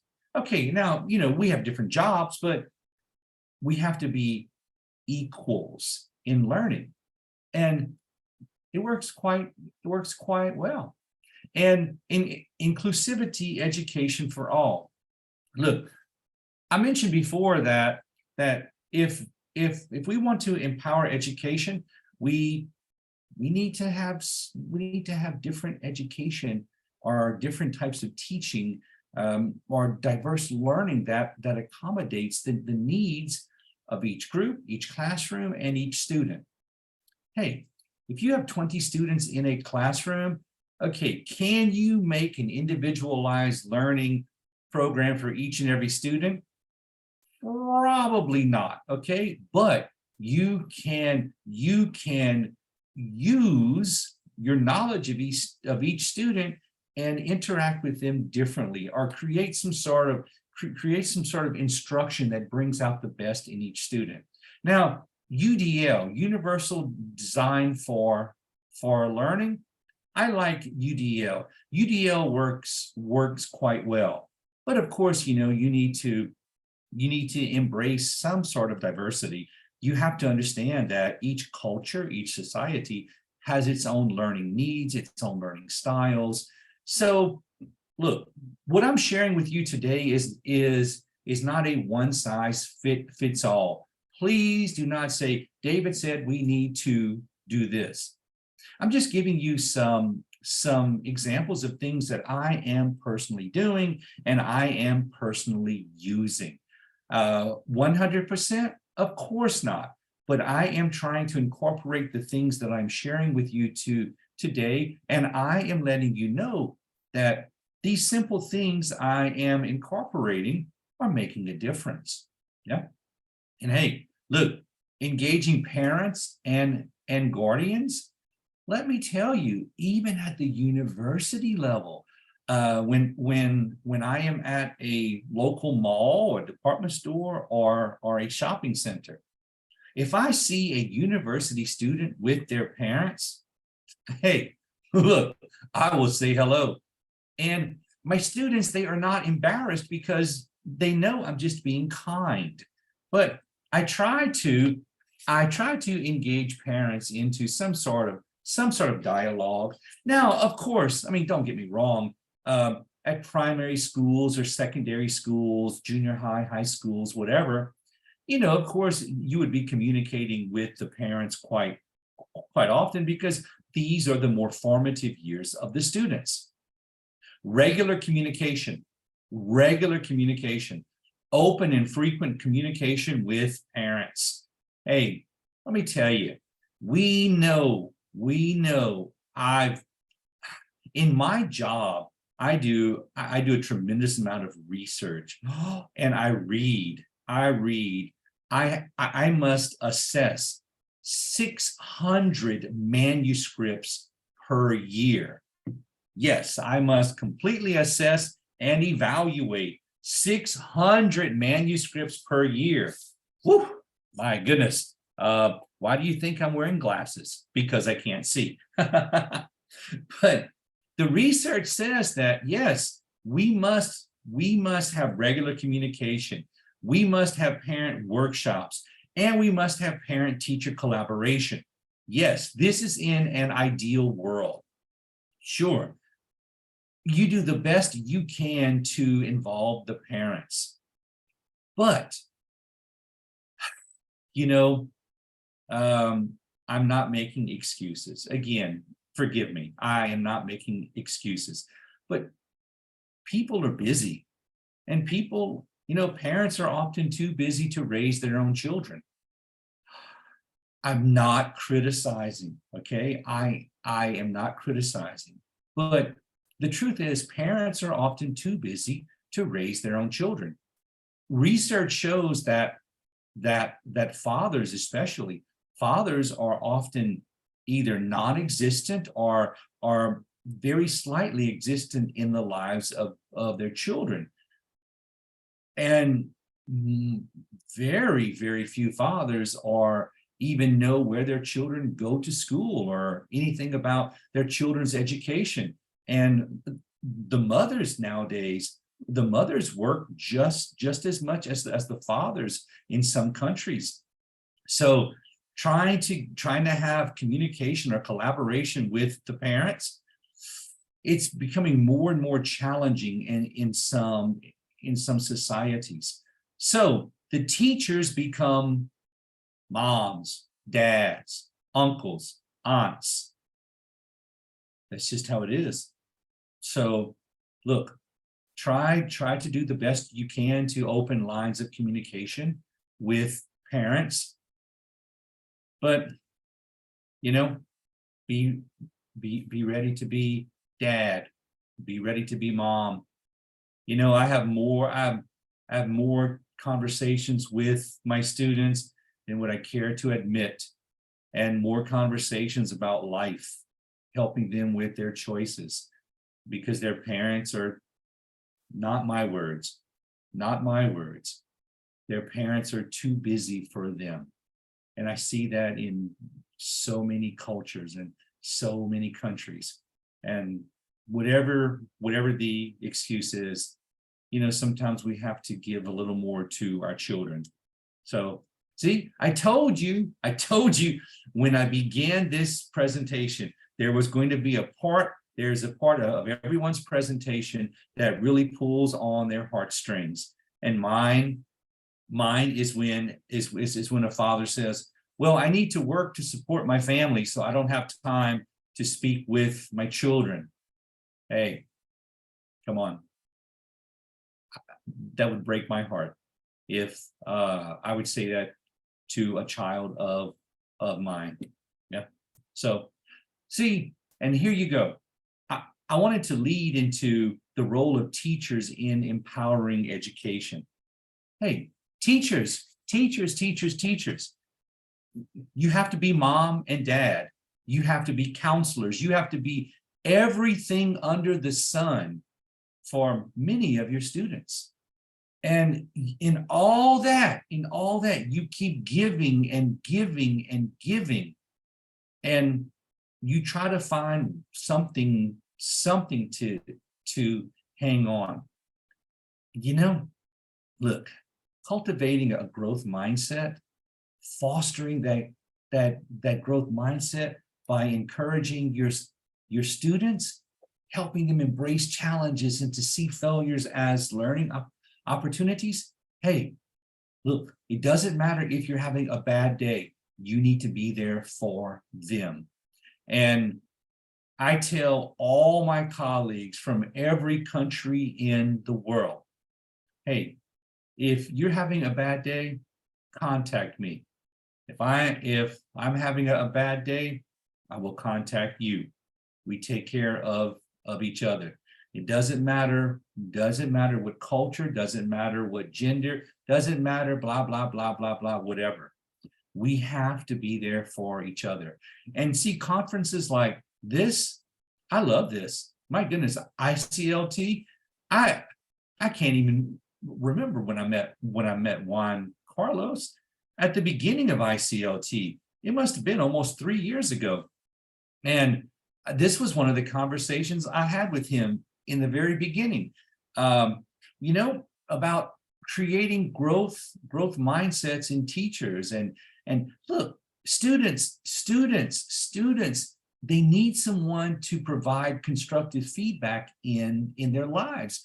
They need to be nurtured. They need to be guided. And hey, look, my students, I always start, this is what you are doing well. Oh my goodness, look how great this is. You're writing, you're speaking, whatever. It's just amazing.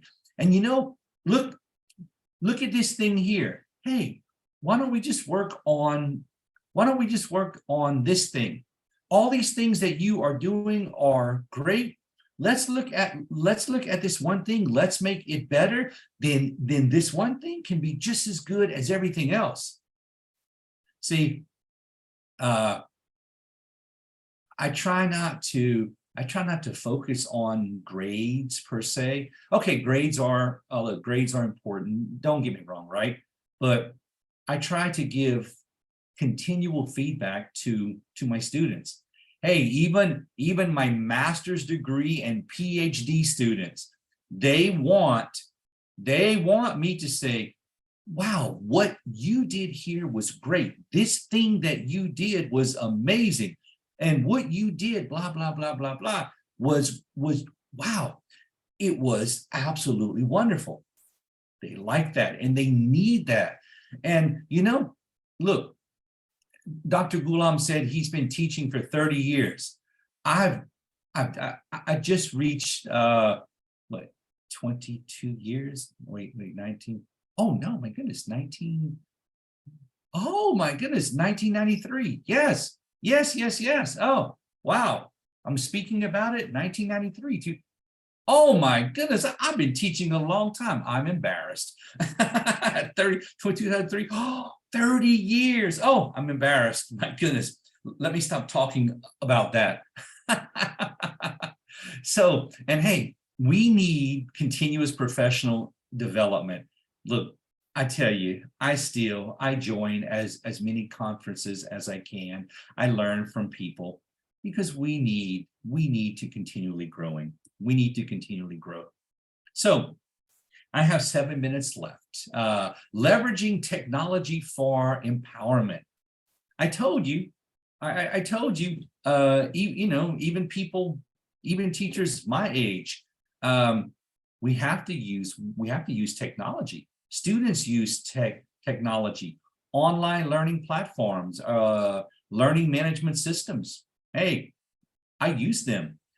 They make my life a little more comfortable. and in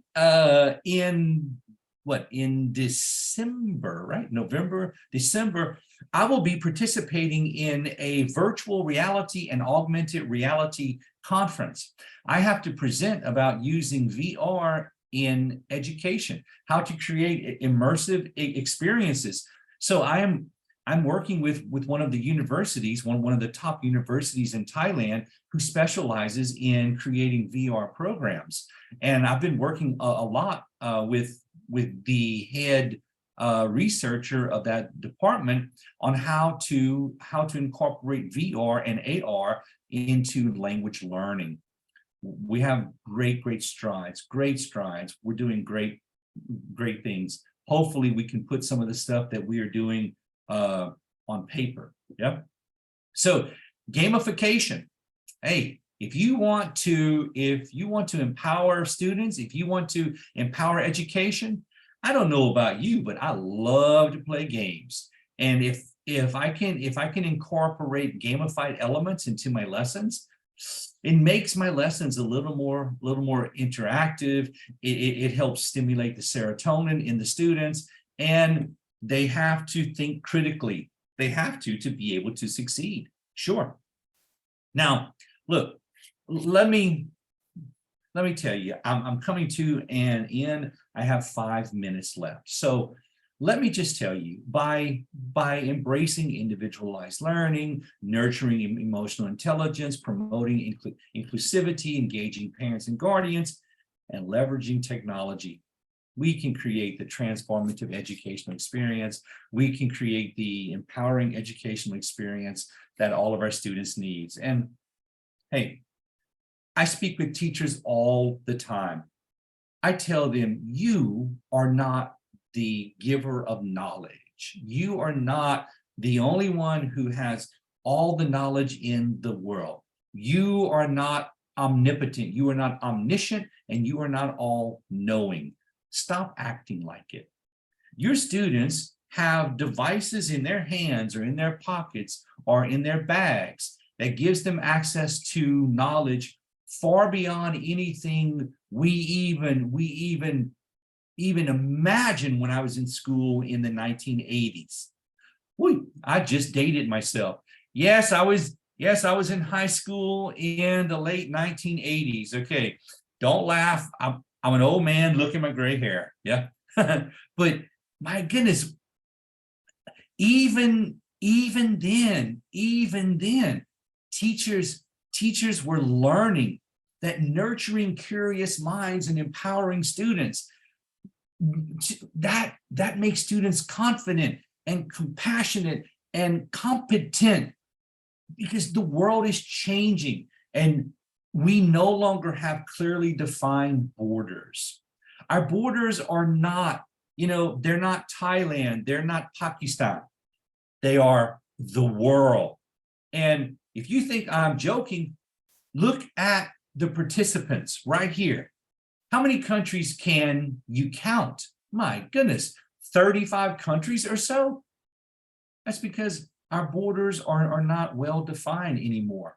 And we need to create our students to be able to survive in this borderless world.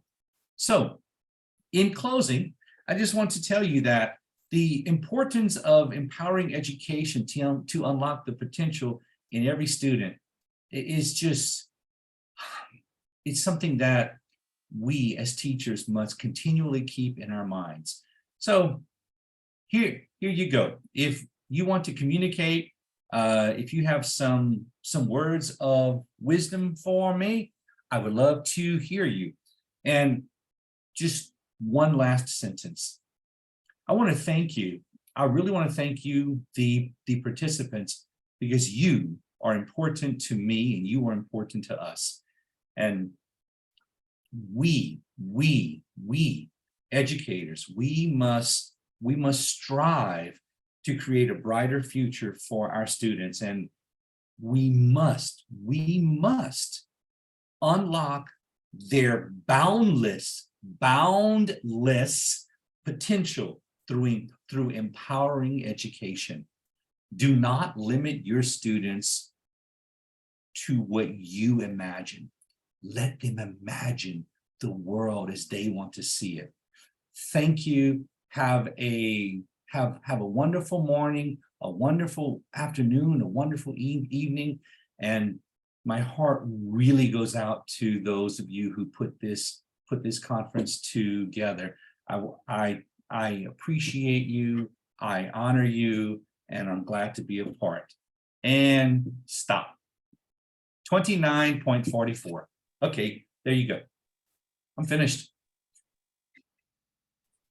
A brother from another mother. Only you and I know this, right?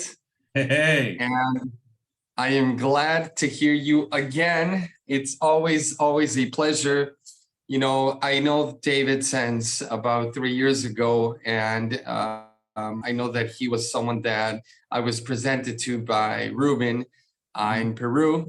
And ever since I met you, you were always distinct. You had that charm. You had that. Just that. And it's always been a pleasure to hear you. It's always been a pleasure to see you. David was just named honorary professor, so congratulations on that. And I can see why. And I think that when you receive a recognition or something, it's not because you're American living in Thailand, but it's because you are doing great stuff, great things in the world, and your contributions have gone a long way.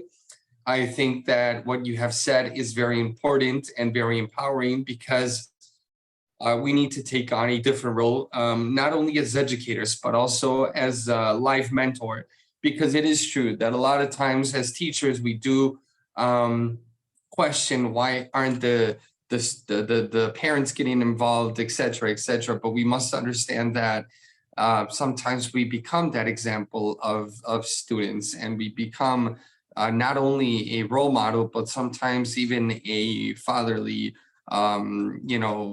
example, or from a mom, and that is sometimes, I think that we all went through that, maybe. So I'm very glad to have had your presence here. I know that ICLT, PPDCI, Ms. Henna, we're all happy to have you here today. So thank you again. Okay, my friend. Hey, it is 10 p.m. here, so I have to go take care of my family. So Thank you. Thank See you you. guys. Go ahead. Good night. bye-bye. Bye. Thank you so much, Professor David. And with this, we are moving on further towards the next speaker. And the next speaker is again another jewel in the casket. I am really honored and humbled to welcome Coach Alejandro Juarez Gracia. He is a teacher within 25 years of experience, and nowadays he is the owner and principal of Powers Mexico, a consultant business for workforce training and the speaking coaching community, a certification center, and he began his career working for Quick Learning Institute as a teacher and also as a quality control teacher, mentoring teachers to improve their English classes in Mexico City in 1996.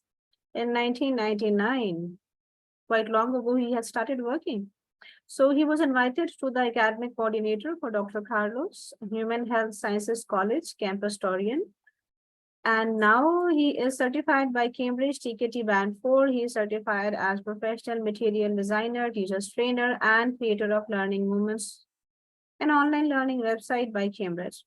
He is certified as emotional educator along 10 more certifications by Red Conocer, Mexico.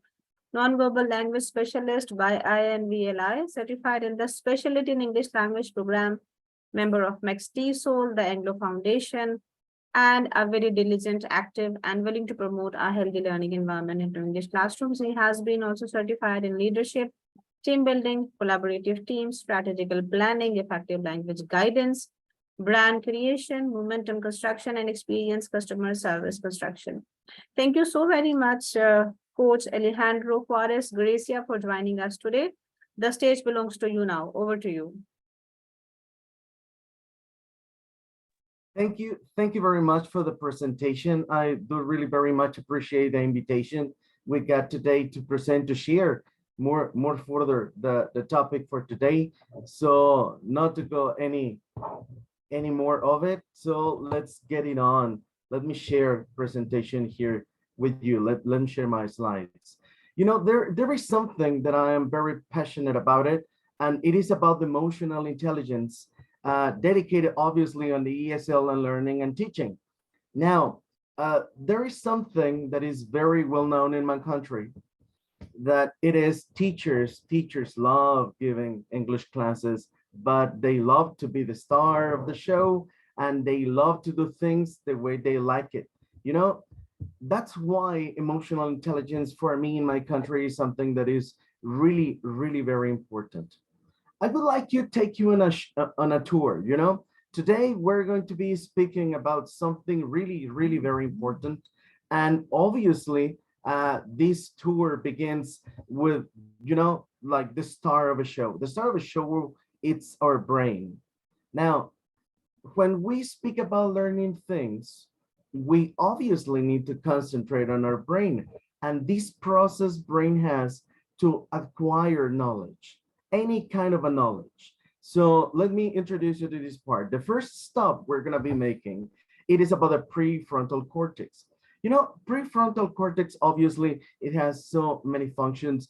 It participates and it is involved into different processes, but there is one that calls my attention really strongly.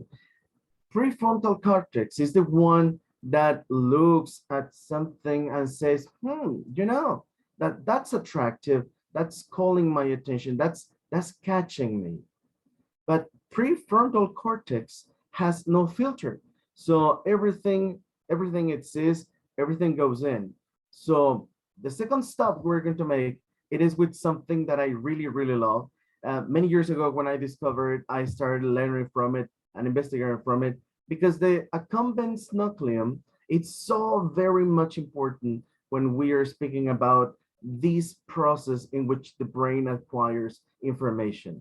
Now, the accumbens nucleum, our second stop in this tour in our brain, this is the one that says, you know, I like it. This experience is very nice. This teacher is very creative, and it is the one that totally says, you know, yes, I liked it. No, I don't like it. It's boring. It's dull. Really, again, this topic again, teacher? I have gone through this so many times in my life. So the accumbens nucleum, it is the one, it is the responsible of tagging the positive or negative experience we are going through. That's why when I talk to teachers, when I give capacitation to teachers, I always invite them to promote accumbens nucleum. I always tell them, take them to this tour in which something is attractive, calls their attention, but much more likely take them to this place in which they say, wow, I liked it. I feel comfortable with it. This is taking us to the third stop. The third stop here in our brain, it is the one for the amygdala. Now, amygdala, obviously, it is really very important in the language acquisition process, but let me tell you something. When the accumbens nucleum says, yes, I liked it, or no, I don't like it, then it sends an order to amygdala. And this amygdala segregates, obviously, the hormones like adrenaline, oxytocin, cortisol, dopamine, etc. But this is the one in charge for tagging the experience. Here in this part, we have a problem. If you, teacher, do not dedicate the necessary time to prepare your class, or if you feel you're not like in the mood to give a class, well, the students will watch it. The prefrontal cortex is going to receive the information. Obviously, the accumbens nucleum is going to say, you know, it's not like really catchy. In that moment, amygdala is going to tag that experience with a hormone. And you know what? The fourth stop will take us to the ventral tegmental area, the VTA, which records the experience. And when it goes through a similar experience, says, okay, you know, it's not necessary for you to give me something. I already have something similar, so I know how I'm gonna feel. This is why students, if they are not surprised, if they are not challenged, they will feel classes, rather different teachers, rather different subjects, they will feel it not challenging, because the VTA is going to remind them that experience was not so good, or yes, it was really, really very good. Now, this process, this show, it is all about emotional intelligence. Why we said this? Now, in emotional intelligence, there are 4 stages I would really like to go through. The first one, it is about emotions and moods. Now, first of all, I would like to say emotions are not negative, they're not positive. They are just emotions. It is a way in which our body, our brain, expresses how it deals with situations. Now, there is a problem about moods. When you have a student and the student feels bored about something, there's no wrong about it. You teachers can change it with a very nice activity, using different tone of voice, or simply activating them. But the problem is, when this emotion gets into a mood, well, it's gonna get constant. If it goes 5 minutes long enough, you will lose attention for whole the class. So that's why when we speak about emotions, I like to say, teachers, we need to be those who trigger emotions on the students. We need to prepare So we identified the second stage. The second one might be the inner and the outer dialogue. Obviously, students and we teachers have an inner dialogue about the process we're getting into. And here I like to dedicate much more time about teachers.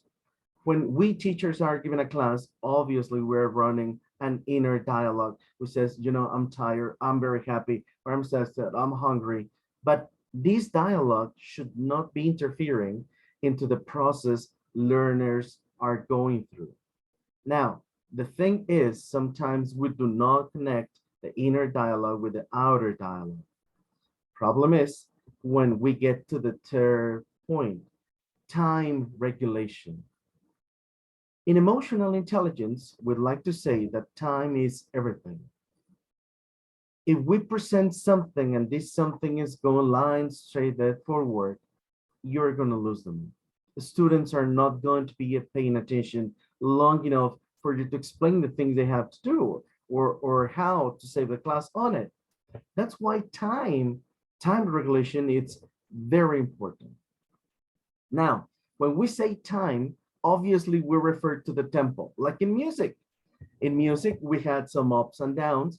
Obviously, classes need to have this rhythm in which they are learning, and students need to feel it, they need to live it. That's why when we consider emotions, the inner and outer dialogue, we regulate the time. The consequence is going to be the students are going to be seeing things the way we want them to see it. We're strongly speaking about the learning process, but when we speak about emotional intelligence, these four processes are not just exactly the same when we are in a class.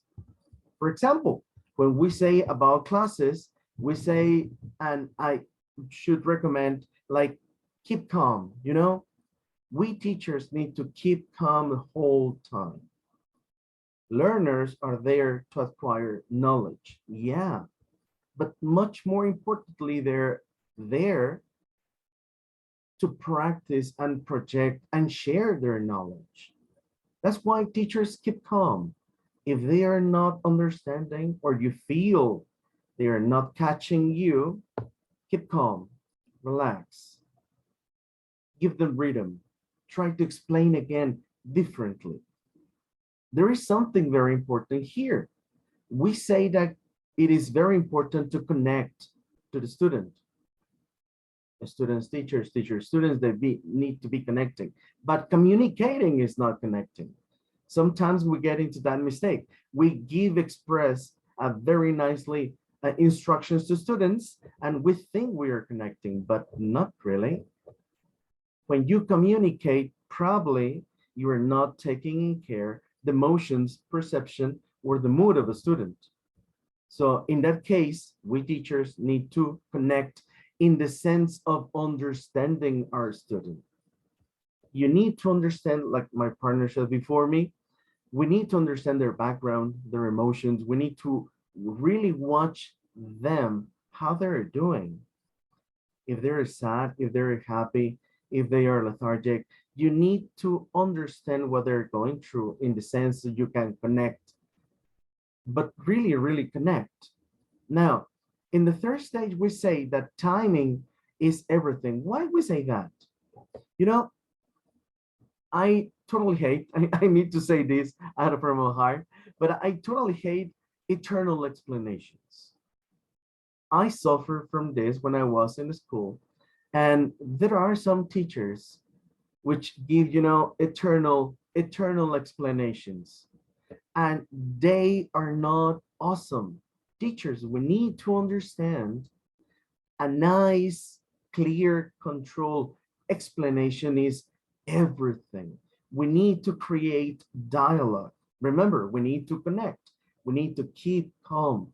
Probably we are very happy sharing information with the students, with the learners, but we're extending and we're elongating time more than the necessary now. Rather, in this case, I would recommend, please, shorter, clearer, everything is much better. Do not waste your time speaking and speaking and speaking and going on. because that is going to affect the fourth part of emotional intelligence in education, which is perspective. When you speak so much, when you dedicate much time on explaining a topic, we tend to go rounds.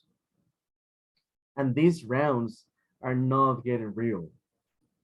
You know, the classes are meant for teachers yet to share their perspective about the thing they're teaching, about the idea they're teaching, about these thing they need to be acquiring on our students on.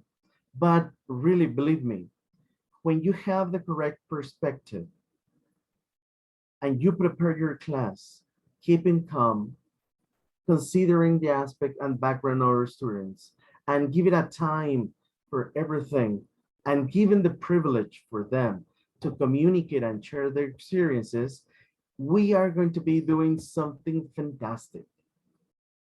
I'd like to ask you, teachers, have you ever considered this? When you prepare your class, when you're preparing classes, and I like to say this little story about it. I met a teacher about 6 years ago. And I mean, he was total experienced teacher. He had been teaching for about 30 years and such. I mean, and he was bragging around about teaching particular topic. I was so curious about it, and I asked him, can you show how you explain this? Can you show your way? And he took material 30-year-old. He was giving the same explanation and the same classes and the same examples 30 years ago. Now, this is my first thing. Have you ever considered about intentionality? We need to be intentional. We need to be innovative. We need to be innovating. We need to have a goodwill. So we communicate to our students' brain. And in that case, our session, our classes, our studying groups are going to be really catch for this. Obvious, when you prepare a class, I would really ask you, have you ever considered focusing your class on your not so good students? Now, I speak from my experience. I know many teachers, they prepare their class for the good students, and not so good students are left behind. You know, like in the Army says, nobody get behind with me. So please consider in your classes not so good students. Consider different explanation so you can get through this experience and everybody can understand what you're saying. Now, it is important to mention that you are an ally. Teacher, remember this. You are an ally to the student. You are there to help them learn, to acquire information, and to share or communicate that information. You're not a parrot. If you are taking more than 30% of your classes speaking, and you do not give a chance to your learners, to your students, to share what they think, to share what they feel, to process information, then we're not doing the job correctly. Now, classes are for the students. Sessions are for the students. They are the reason we are there. We're not there, and I say this into a personal entitlement, we're not there to brag around what we all know and certifications we got and our experiences and how many students we have taught along our careers. We are there for the students. We are there to help them learn, acquire knowledge, and empower them to the future. That's the real reason we are there. Now, this is something important. When we speak about emotional intelligence, we need to remember how we feel when we learn something for the first time. And I would really ask you, teachers, how do you feel when you started learning that's something you like very much now? Now, like teachers, we need to consider something. How can you trigger brain so it wants to learn more? How can we promote learner's brain to want more? Well, I give you 4 recommendations, which have worked perfectly for me and to other teachers I have talked to. First recommendation for you. crystal clear applications. It's very important you are clear on the applicability of the knowledge you are sharing. Whether it's history, mathematics, it is a language, whatever it is, you need to be very clear on how they are going to apply the knowledge on. Obviously, you need to give them creative control. Yes, sure, they need to present a project, they need to create examples, they need to express their opinions, but give them control. Let them do what they feel they want to do. Obviously here, sharing is the key. It's very important for us like teachers. Let them share their thoughts, their minds, their feelings. Consider this. When you are in a class, when you are with your students, how many times do you truly listen what they have to say? How many times have you listened through lines and then get the thing student is telling you? We need to be present-minded. We need to be there for our students. You know, education is something so powerful, can change people's lives. It changed my life. And I truly appreciate my parents' effort to give me education and my brothers to help me to get educated. But you know, education change life. Education gives you the chance to open your eyes widely and see different aspects in which you can get into. Obviously, here in these 4 aspects, I would really truly recommend you remember crystal clear applications. Let them have creative control what they want to do. Sharing is the key. Let them communicate and be open-minded to catch the message they want to transmit. And of course, teachers, we need to be present-minded. That is going to be really very powerful. Now, I'd like to share something it's valuable for me. Along these 26 years giving classes, I've learned different things which are like musts, which are like the milestones we need to consider there.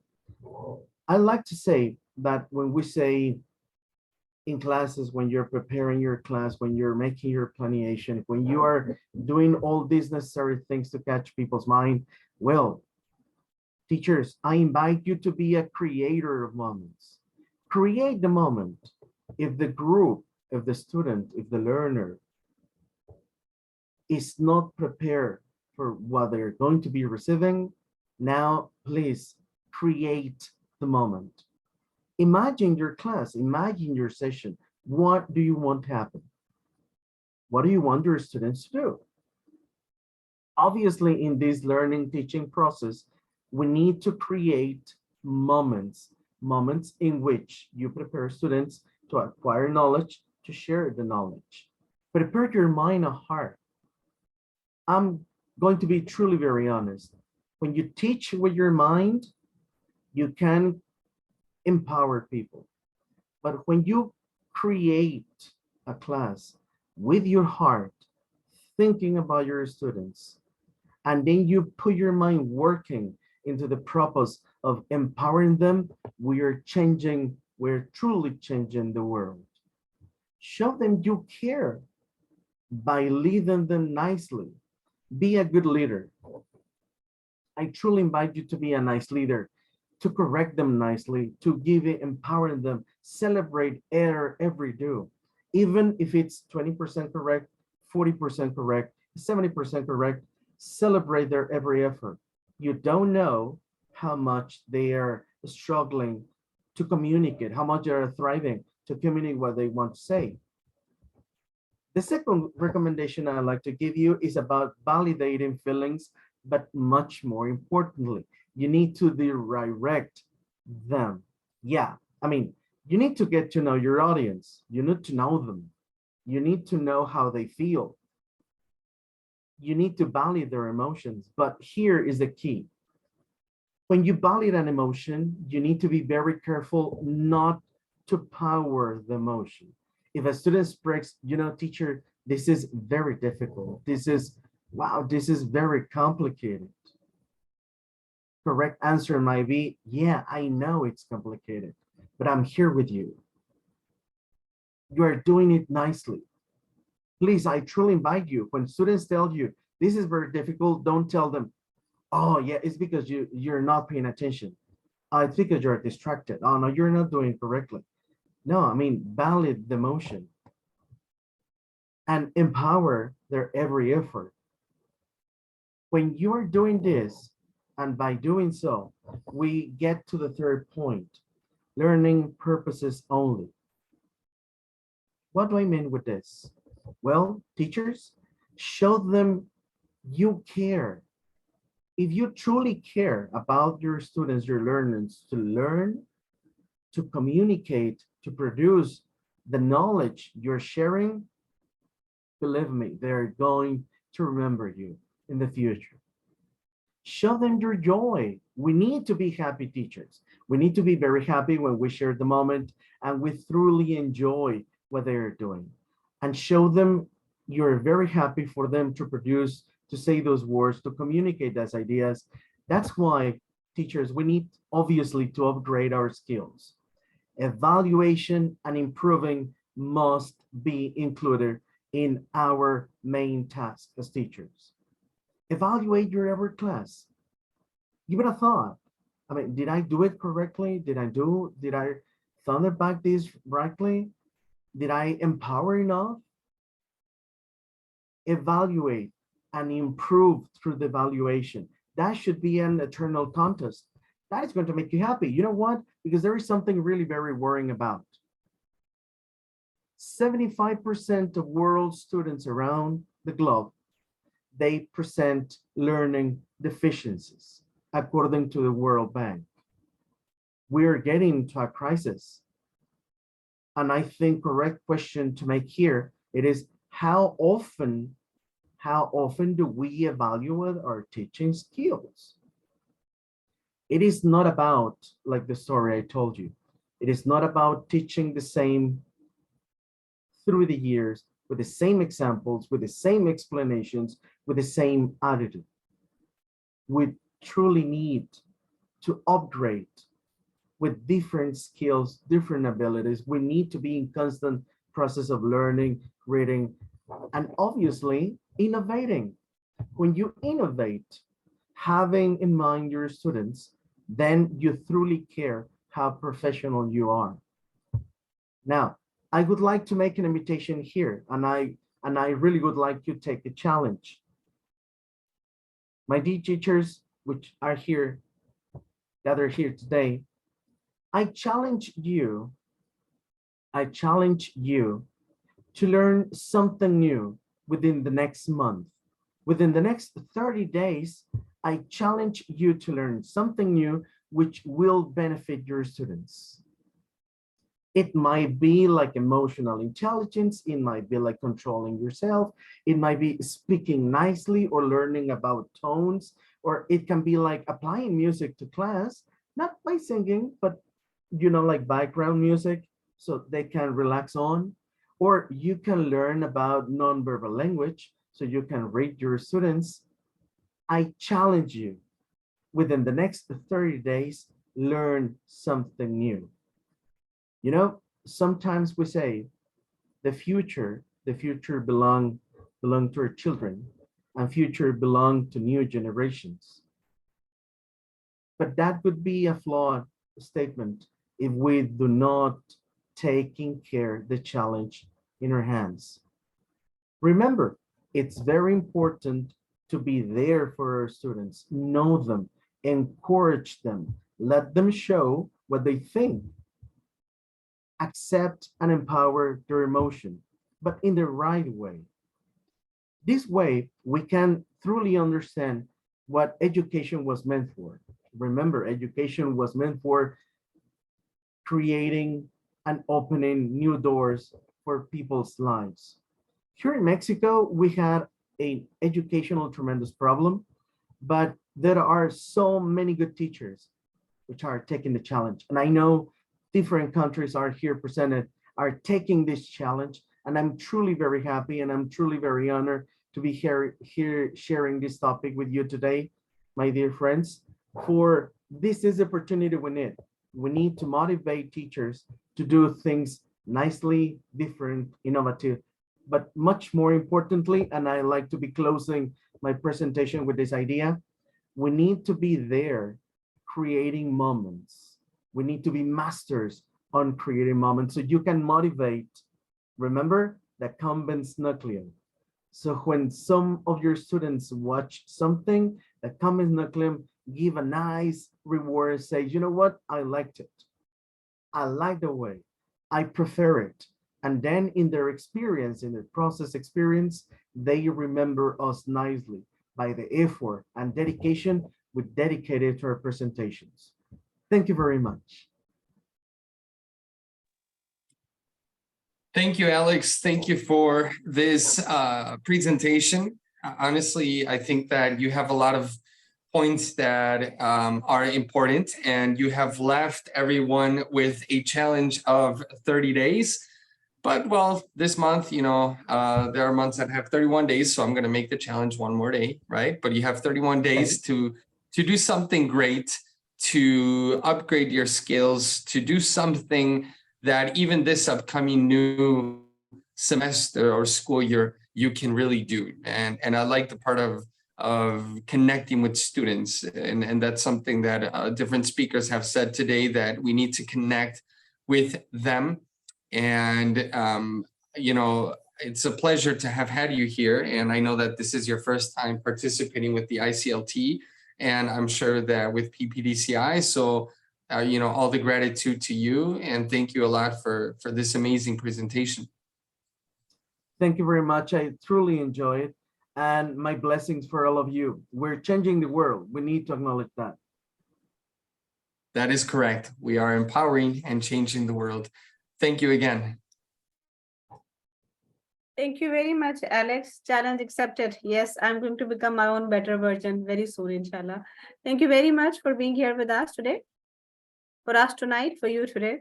All right, ladies and gentlemen, with this, we are moving on towards the last speaker of the conference. And let me have the privilege of announcing a very beautiful soul, Claudia. Claudia has spent over 27 years working with children, youth, and families in the US, UK, and Mexico. After the completion of her degree in somatic psychotherapy in Mexico and London, Claudia continued her studies in the US as an early childhood educator, children fitness specialist, youth mental health, yoga therapy, trauma-informed practices, life coaching, mindful and holistic approaches in education and health, peer counseling, neuroeducation, and strengthening families for multicultural household. Claudia is the founder of the National Register Teaching Methodology in the US called BAYAM. And Claudia has facilitated and trained more than 200 instructors, leaders, educators, and passionate caregivers in the US and abroad that pursue a deeper and richer understanding of the teaching learning processes and the creation of innovative curricula that creates safer and more functional environments for education for learners and educators in public and private sectors. She has offered motivational, inspirational, and well-being themed speeches and conferences in both English and Spanish. Under her academy educational umbrella, Claudia is currently teaching language and cultural awareness acquisition through her methodology. She is also facilitating the private programs for children and youth, and she is the academic advisor, consultant, and trainer at Wilesk Center. She is also a family specialist working for Healthy Families America. She is a part of the team that promotes and expands educational tools and she's also an officer advisor for the International Chamber of Language Teachers, ICLT.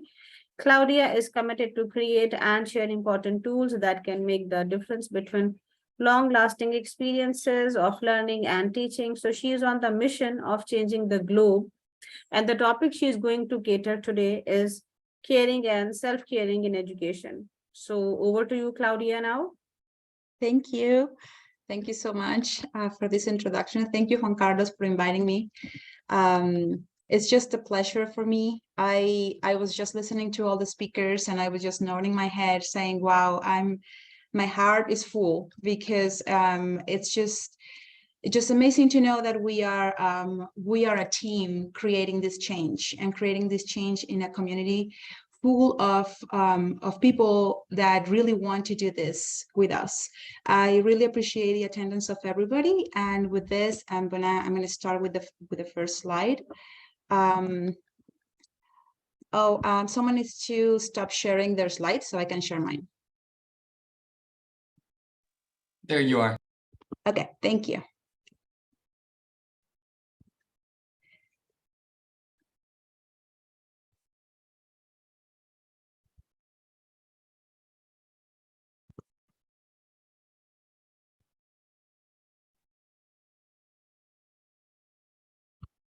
Just give me 1 second.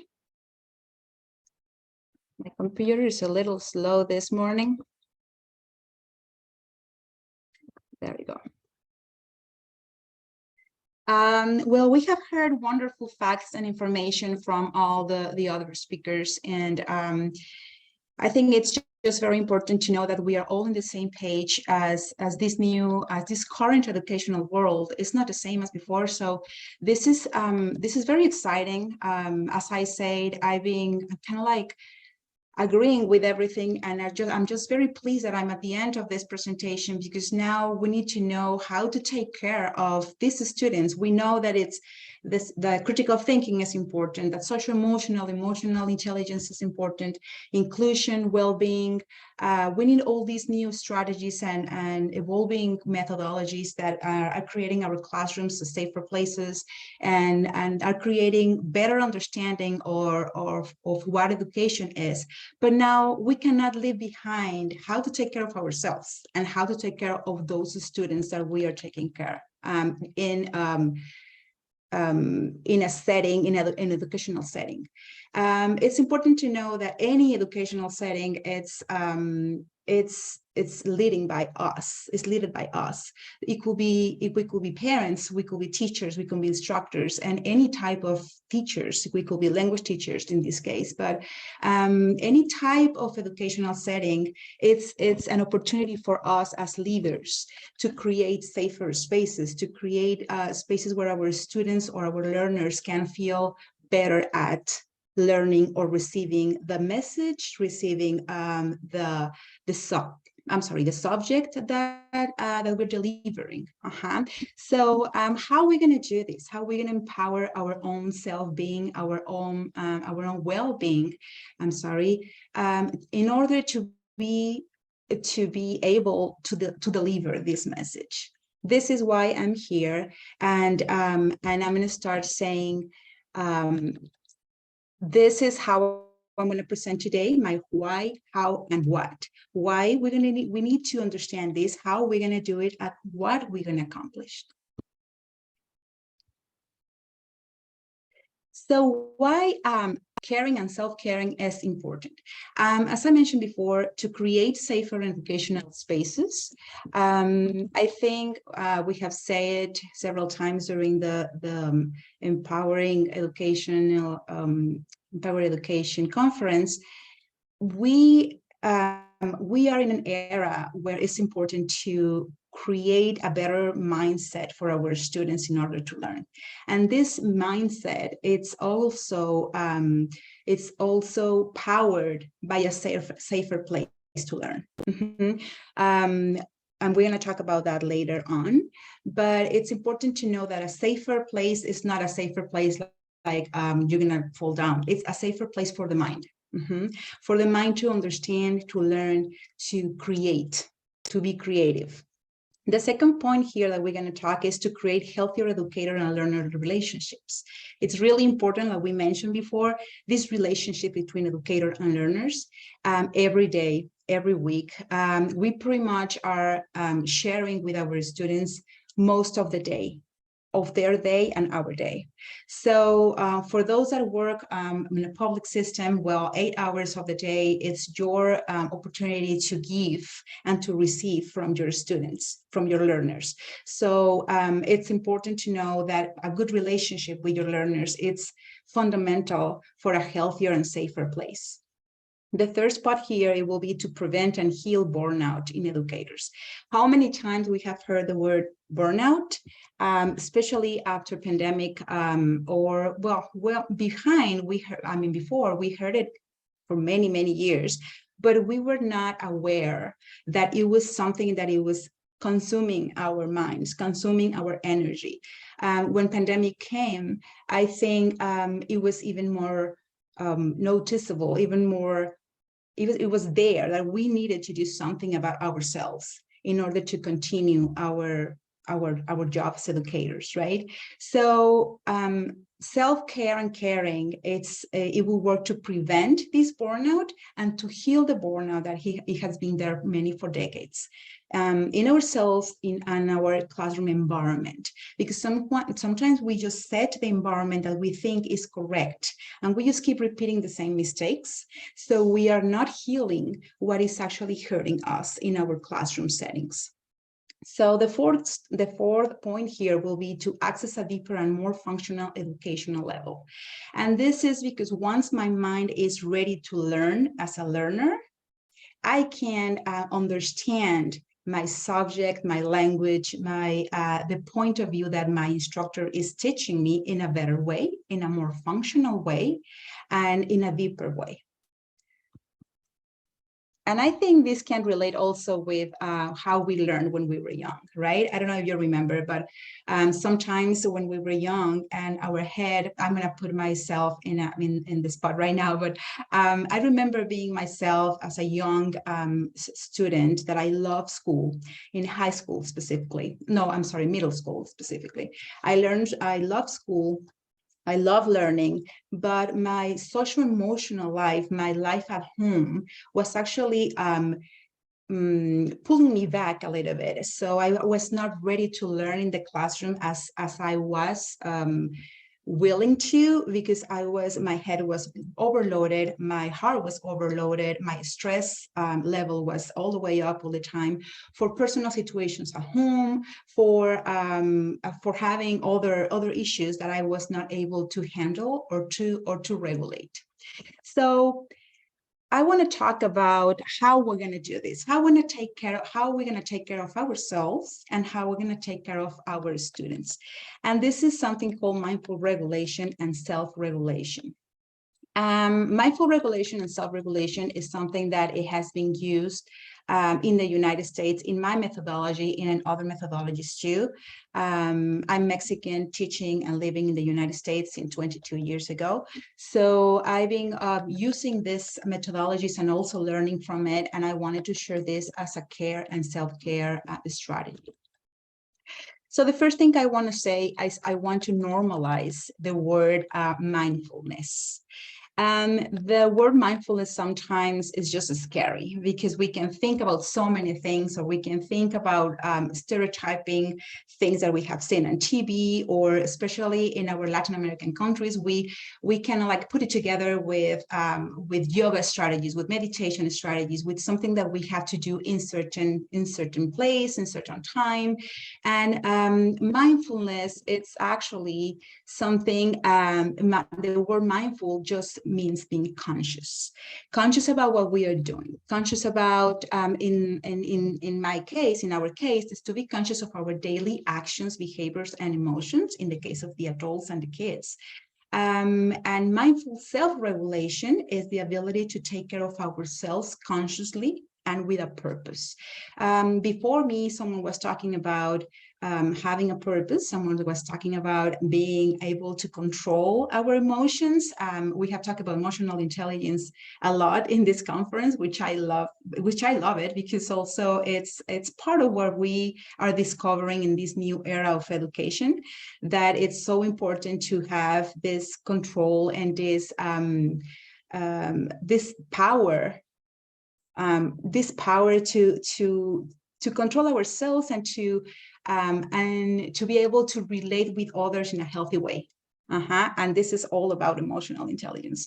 So mindful self-regulation, as I said before, is the ability to take care of ourselves consciously and with a purpose, and mindful regulation to others. So in this case, we are educators trying to regulate our students and help them to regulate, to learn how to regulate themselves. Is as educators, givers, creators, or leaders, the ability to take care of our students with consciousness and with care. And I wrote a couple of myths over here on the right side, because again, I think when we talk about mindfulness, we think about sitting in a certain position, on a yoga meditative position or pose, or a spiritual belief that comes together with mindfulness. It's well said for many gurus and for many educators and teachers that having a mindful life means just being conscious about your the day-by-day activities, even at home. Okay, so how do I speak? If I'm speaking too fast, like in this case, I am sometimes. I don't want to just, I don't want to run out of time, but I regulate, and I'm mindful of my words. I'm mindful of my movement. I'm mindful of how I eat, of how I enjoy my moment with my family. And in our case, in talking about education, how do I relate with my students? How do I enter the classroom? How do I relate with the parents of the students, right? We were talking about, another speaker was talking about, that's very important, the parent-educator relationship.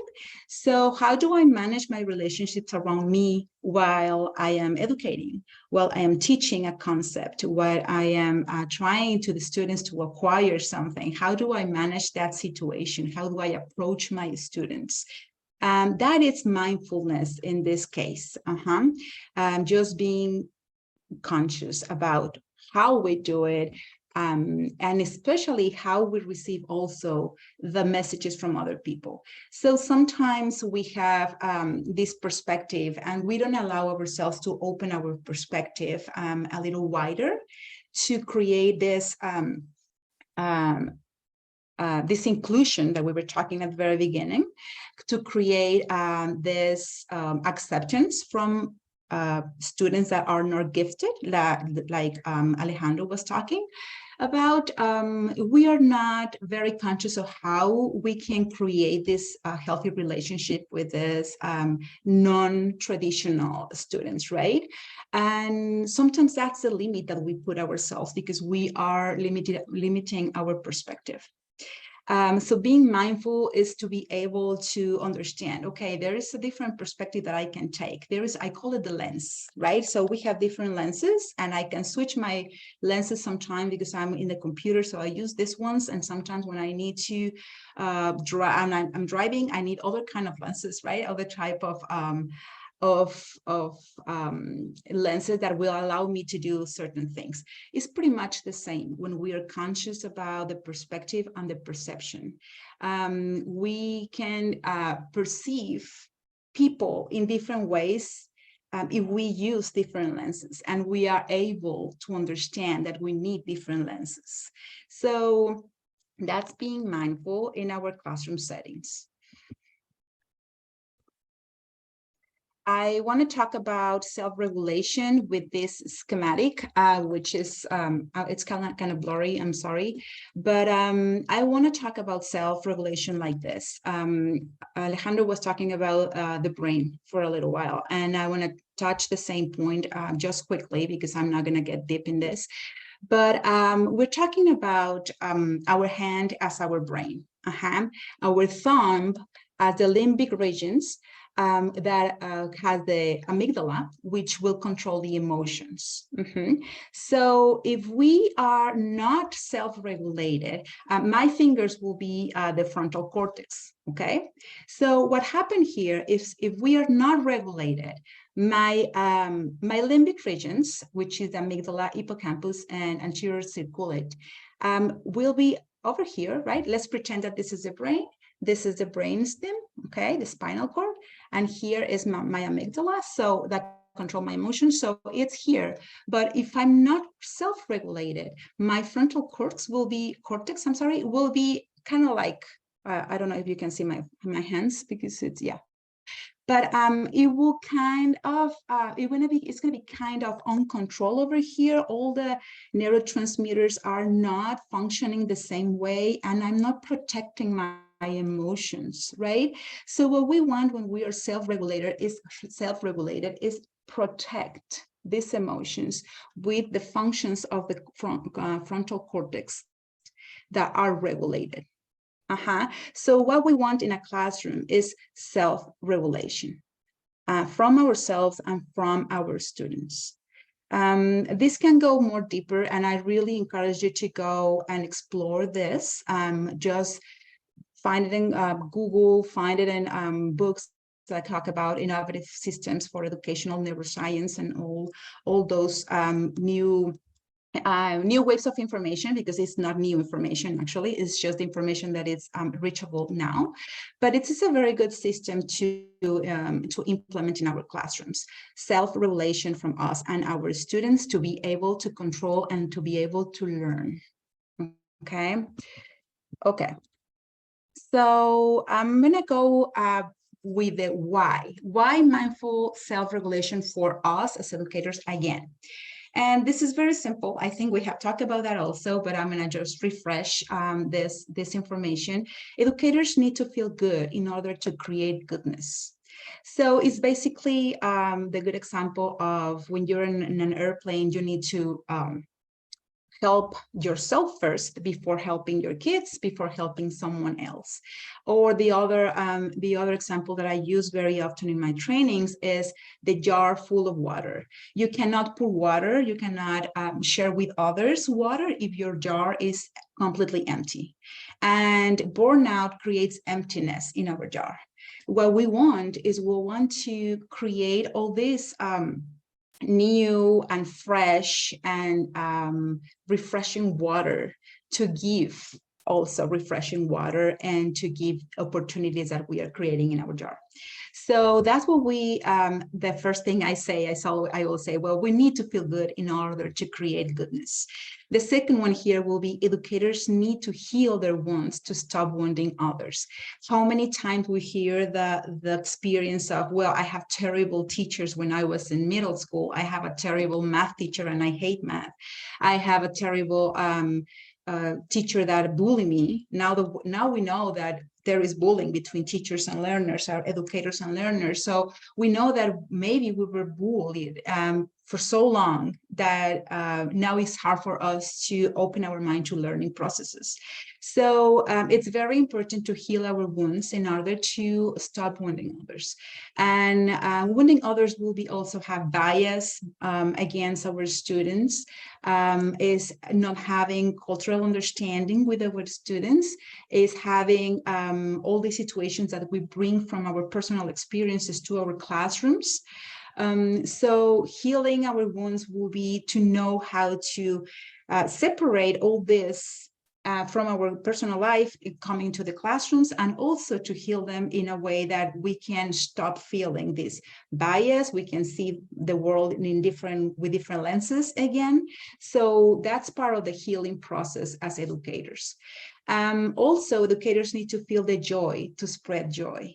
We have talked about how important it is here to, as educators, to create happiness in our room, to create the joy of learning, to create in our students the consciousness of learning and something joyful, right? Not as something that has to be said by the book, and if you don't do it by the book, then you are judged or punished or something like that.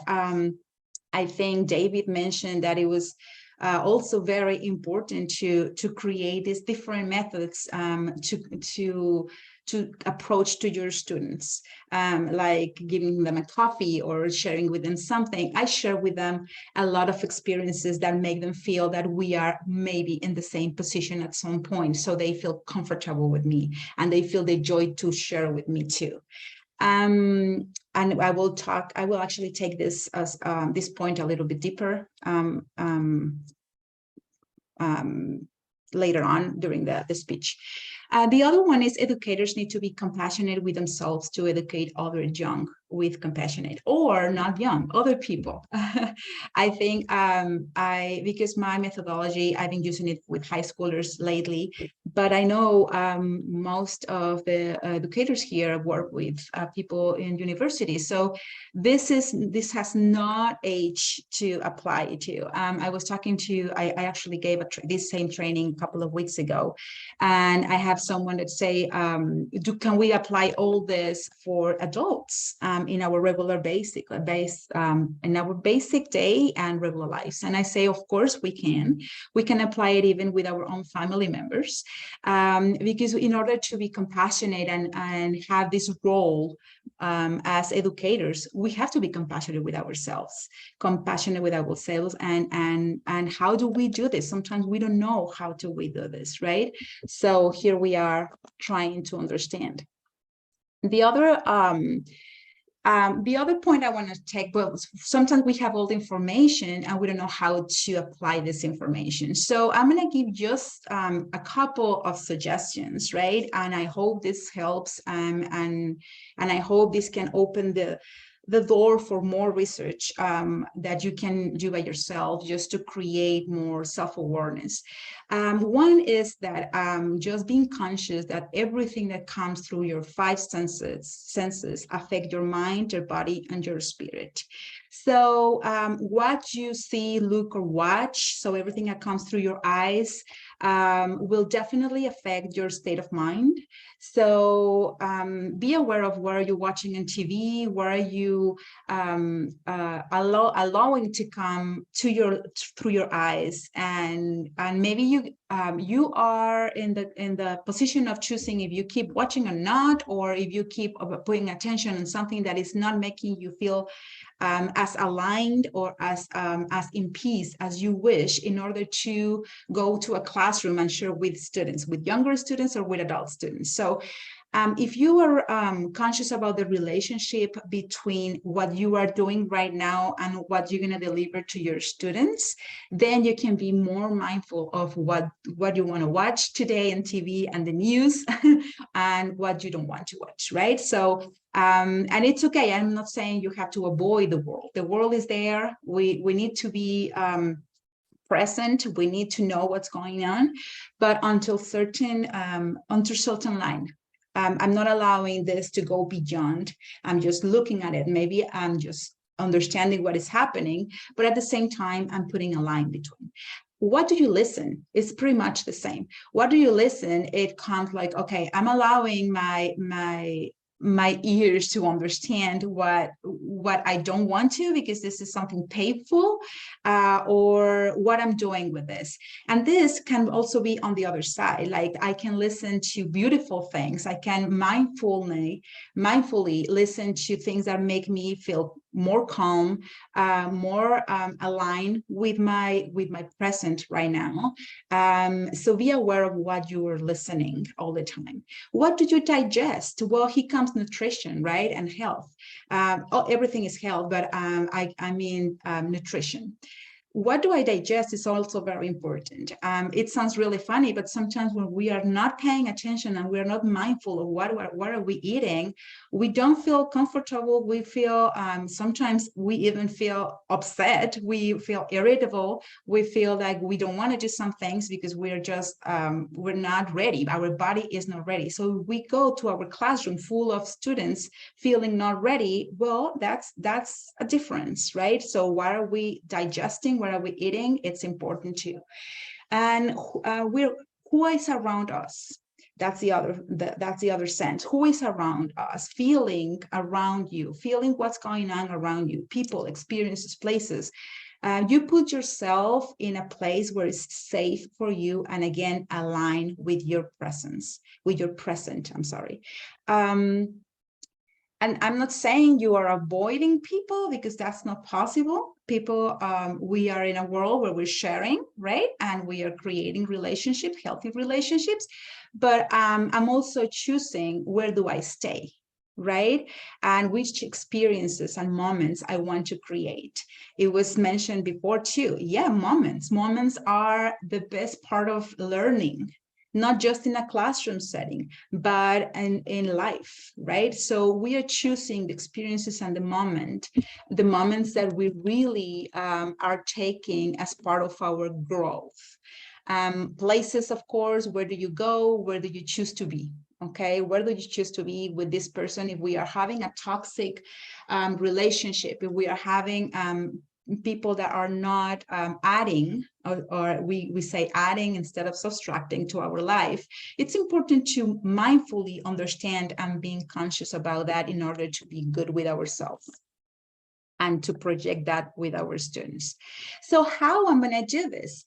I gave you a couple of examples, but I'm also going to give you specifications that, and these are suggestions, of course. You are always free to say, no, I don't believe this and I don't want to, but I really suggest this is important for all educators, and I've been doing it for years and it has worked very well in my educational settings.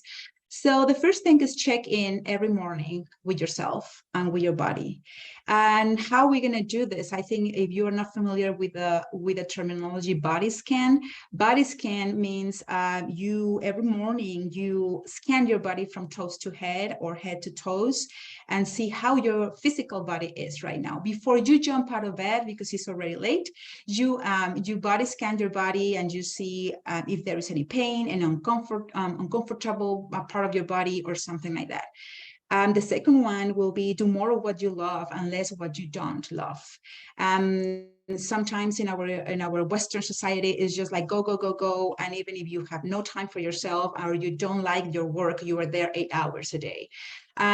This is kind of like affecting our mind and our self-awareness, our self-stability. So it's important to create this mindful mindset of I don't want to be here, I want to be here. I don't want to do this, I'm going to do less than this and more of this that I love. This is creating, again, an alignment with your present and the things that makes you feel better and good in order to deliver to others. Choose what you ingest through your senses. We talked about that before. Be vulnerable. And this is a very strong word for some of the societies I know. It's a very important word right now. I don't know if it's in all the cultures or not. I was talking to another group of instructors a couple of weeks ago, and they were saying, well, in my culture, being vulnerable means being weak, right? And yeah, most of us feel like the word vulnerable means being weak.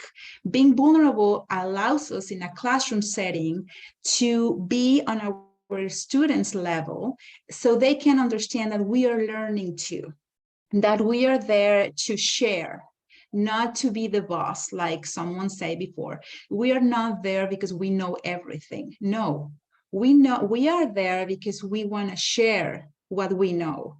That doesn't mean I know everything and my students are wrong if they don't align with my own mentality or ideology. So being vulnerable is being probably allowing yourself to have mistakes, to say, oh, I'm sorry, I was wrong. Or if you don't know the answer, oh, you know what, I don't know the answer, but I'll be back to you tomorrow and I'll give you the answer. And go back tomorrow and give them the answer, because that actually talks about respect to your students and learners. So being vulnerable means that. I don't have so much time because I just have 7 more minutes, but I will just go very fast with the other ones. Create safe spaces. We talk about that. High hopes and low expectations. This is something that I'm working on that also in my personal life. I think it's very important in classroom settings. High hopes for our students and the expectation of personal interactions low, because we don't know their story, we don't know their past, we don't know their backgrounds. So we're there to help and listen, not to expect a lot from them in a personal life, or also in a cognitive setting too. Give second chances to you and to your students. Of course, why not? We are here to learn, so we are here to share and to give second chances. No judgment. Again, this is bias. This is cultural. This is cultural intelligence, right? So no judgment. Praise your students. Praise your students all the time. Praise yourself all the time. Go in the morning every morning and say, go in the mirror every morning and say, you can do this. This is perfect. You are perfect. You are meant to do this. You can do it, even if you are not very, very well confident right now. I think it's important for you to praise yourself before you can praise other kids, because sometimes we can't praise kids or students or learners if we don't love ourselves and praise ourselves. Move mindfully. This is a big topic for me, so I'm not going to get in deep of that, but just move mindfully. Yeah, go to the gym, but don't just go so excited that you don't even feel your body next day. Move mindfully, that you're conscious that you are doing something good for yourself, okay? We can talk about that for 3 hours, but I'm not. Okay, so mindful regulation for the learners. Why are we expecting and what are we talking about this? When learners can regulate their emotions before, during, or after class, they can bring their attention to the present moment at the right mindset. We talked about that before, and I think it's just the magic one for me, like having my kids in the mindset to learn. Present learners are, and in the right mindset, are learners able to learn functionally, easily, and with long-lasting learning experiences. Self-explanatory, I think. Also, mindful regulation, reduce anxiety and stress in our students, increase dopamine, which is the chemical in our brain that creates the joy of learning. They want to learn, they want to create, they want to be happy, right? So we need dopamine as educators and students. Increase concentration, focus, and motivation. Enhance creativity, which is the intrinsic key to exploration in learning. Someone was asking, well, how can we motivate our students? Well, we can motivate our students when we let them know that this is a safe place to be, that it's okay, that they can actually have all the mistakes they want because we're learning together. So enhance creativity, which is intrinsic key to exploration and learning. Increase and empowers a holistic learning. Holistic learning means learning as a whole.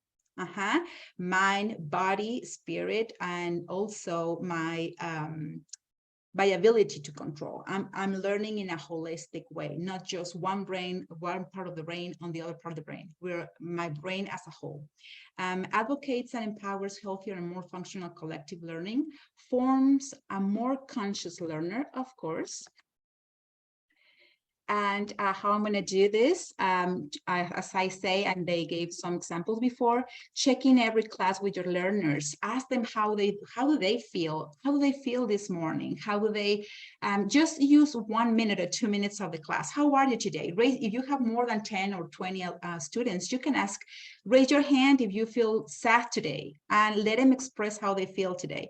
Raise your hand if you feel very happy today. Raise your hand if you didn't want to be here today. Allow them to say, no, I'm really tired, I'm exhausted, I don't want to be here.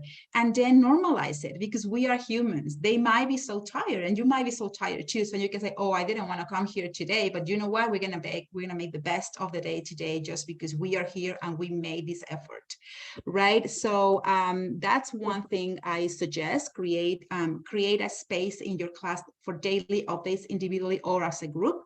So as I mentioned, we can just pick, if we have longer classes or a whole day classes, we can just pick 5 minutes during the class saying, okay, we're going to stop now. Let me know, how do you feel? Okay, raise your hand.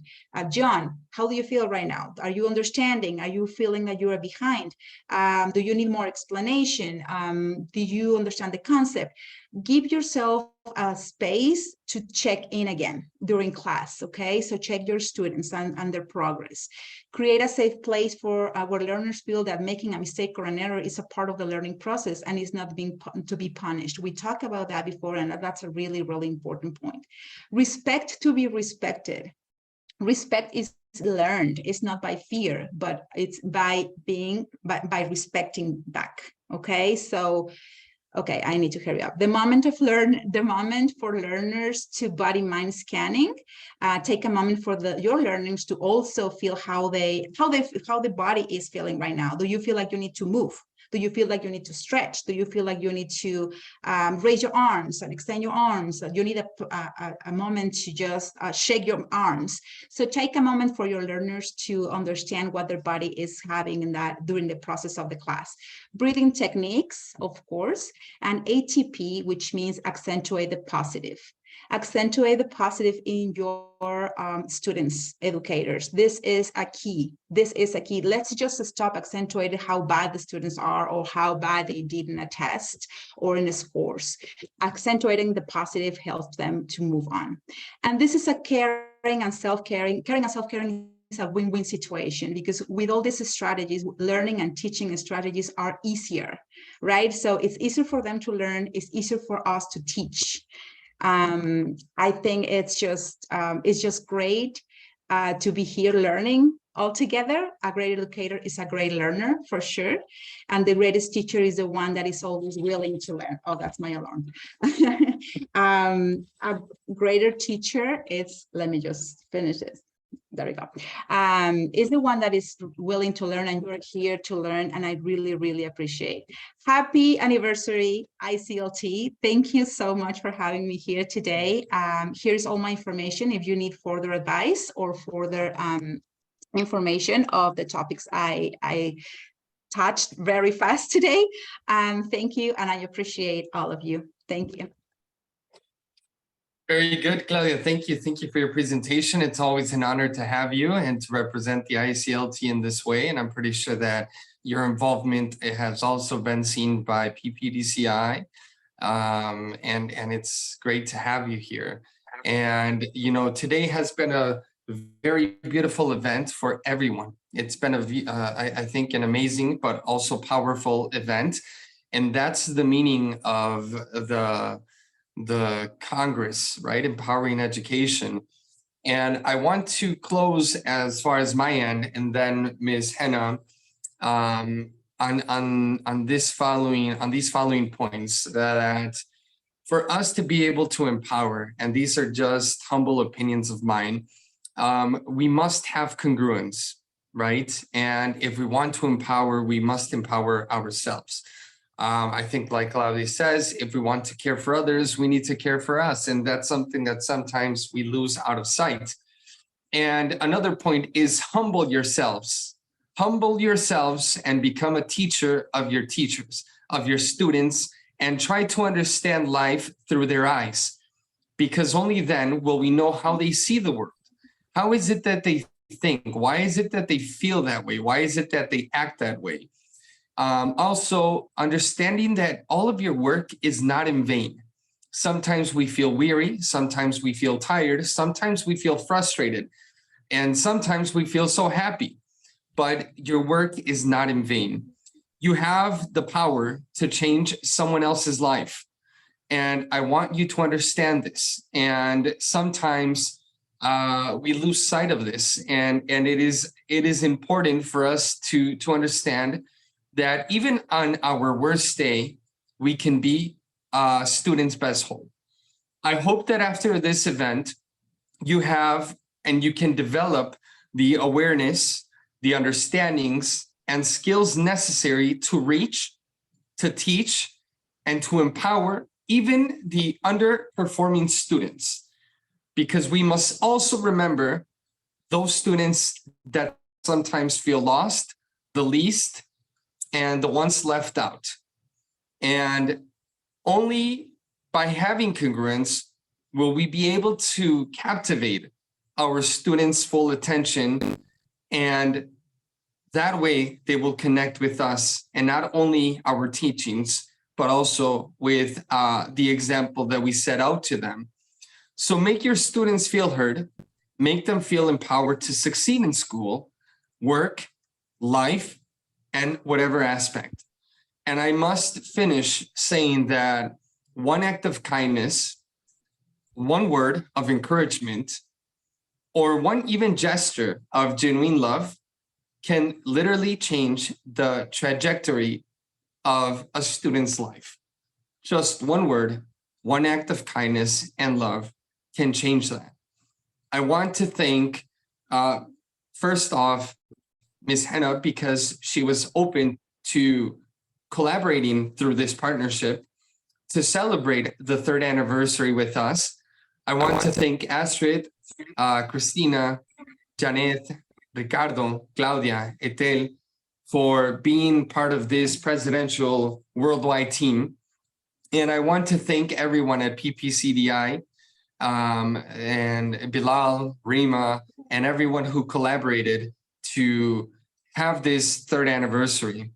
And understand that if we, Ms. Henna and myself, began our organizations that are not only ours, but the people who belong to them, it's because we want to empower teachers around the world. And we want to give them the tools, the knowledge, and everything else that is needed for them to feel empowered. And only then are we going to empower a community classroom, a student's life that can literally change our future and present generations. Thank you to each speaker who was also present, because without you, we would not be able to empower the many teachers who were here today. So thank you again. Thank you very much, Dr. Juan Carlos, for a wonderful, wonderful look back at the entire conference and thanking the people in detail. I must say, beyond the knowledge shared, the conference has enabled the creation of a vibrant network of like-minded individuals united by a passion for empowering education. And I believe let us nurture and sustain this network, reaching out to one another for support, collaboration, and inspiration. Together, we can amplify our impact and catalyze positive transformations in education worldwide. And before we conclude, let me extend a heartfelt gratitude to the participants, specifically because they made the conference happen, the speakers and ICLT CEO, Dr. Juan Carlos, team ICLT and team PPDCI, and everyone who has worked tirelessly to make this conference become a resounding success. Additionally, I once again express my deepest appreciation to each speaker for contributing their wisdom and experiences to enrich our collective understanding, I must say. And as we bid farewell, let us carry the spirit of empowerment in our hearts and minds, remembering that the journey of education never truly ends. With passion, dedication, and a commitment to lifelong learning, we can pave the way for a brighter, more powered future for generations to come. And this conference is just a new beginning for empowering education in our communities, I must say. And today we had the privilege of touching teachers from 35 countries, which means a lot to me and to ICLT and PPDCI. I insist upon taking this learning to the classroom, this learning right away from the screen to the classroom, because we are the change agency, actually. Thank you very much, everyone. Have a great time ahead. Until we meet again, continue to embrace the power of education and let it illuminate the world. Keep empowering yourselves and keep becoming your better versions. Two very important announcements, which I would like to make right at the end of the conference today. You have applied for the certification, right, by claiming the certificate attendance link. Certificates will be shared with all of you publicly within 7 days of the time period right away after this conference. Secondly, many of you have also applied for ICLT membership. So Dr. Juan, when can we issue them their ICLT memberships? Now the word is with him. Yes, the team is going to start working on them, and understand that through this partnership and collaboration with Ms. Henna and PPDCI, we are going to issue an ICLT membership to those that that deserve it, to those that are giving it their all every day. And we are going to start working on them this upcoming week, as well as your certificates of participation for this event. So we will coordinate everything through PPDCI so we can assure that you receive your membership. Thank you very much on the behalf of all PPDCICNs. Thank you very much, Dr. Juan Carlos. Long live ICLT, long live PPDCI, and let's empower the world together. Thank you very much, ladies and gentlemen, for joining us today. Dr. Juan, would you like to say something by the end or shall I end the meeting? Muy buenas noches, muy excelente día, and we will see you soon. Thank you. All right. Allah Hafiz, everyone. Thank you very much. Allah. Allah Hafiz.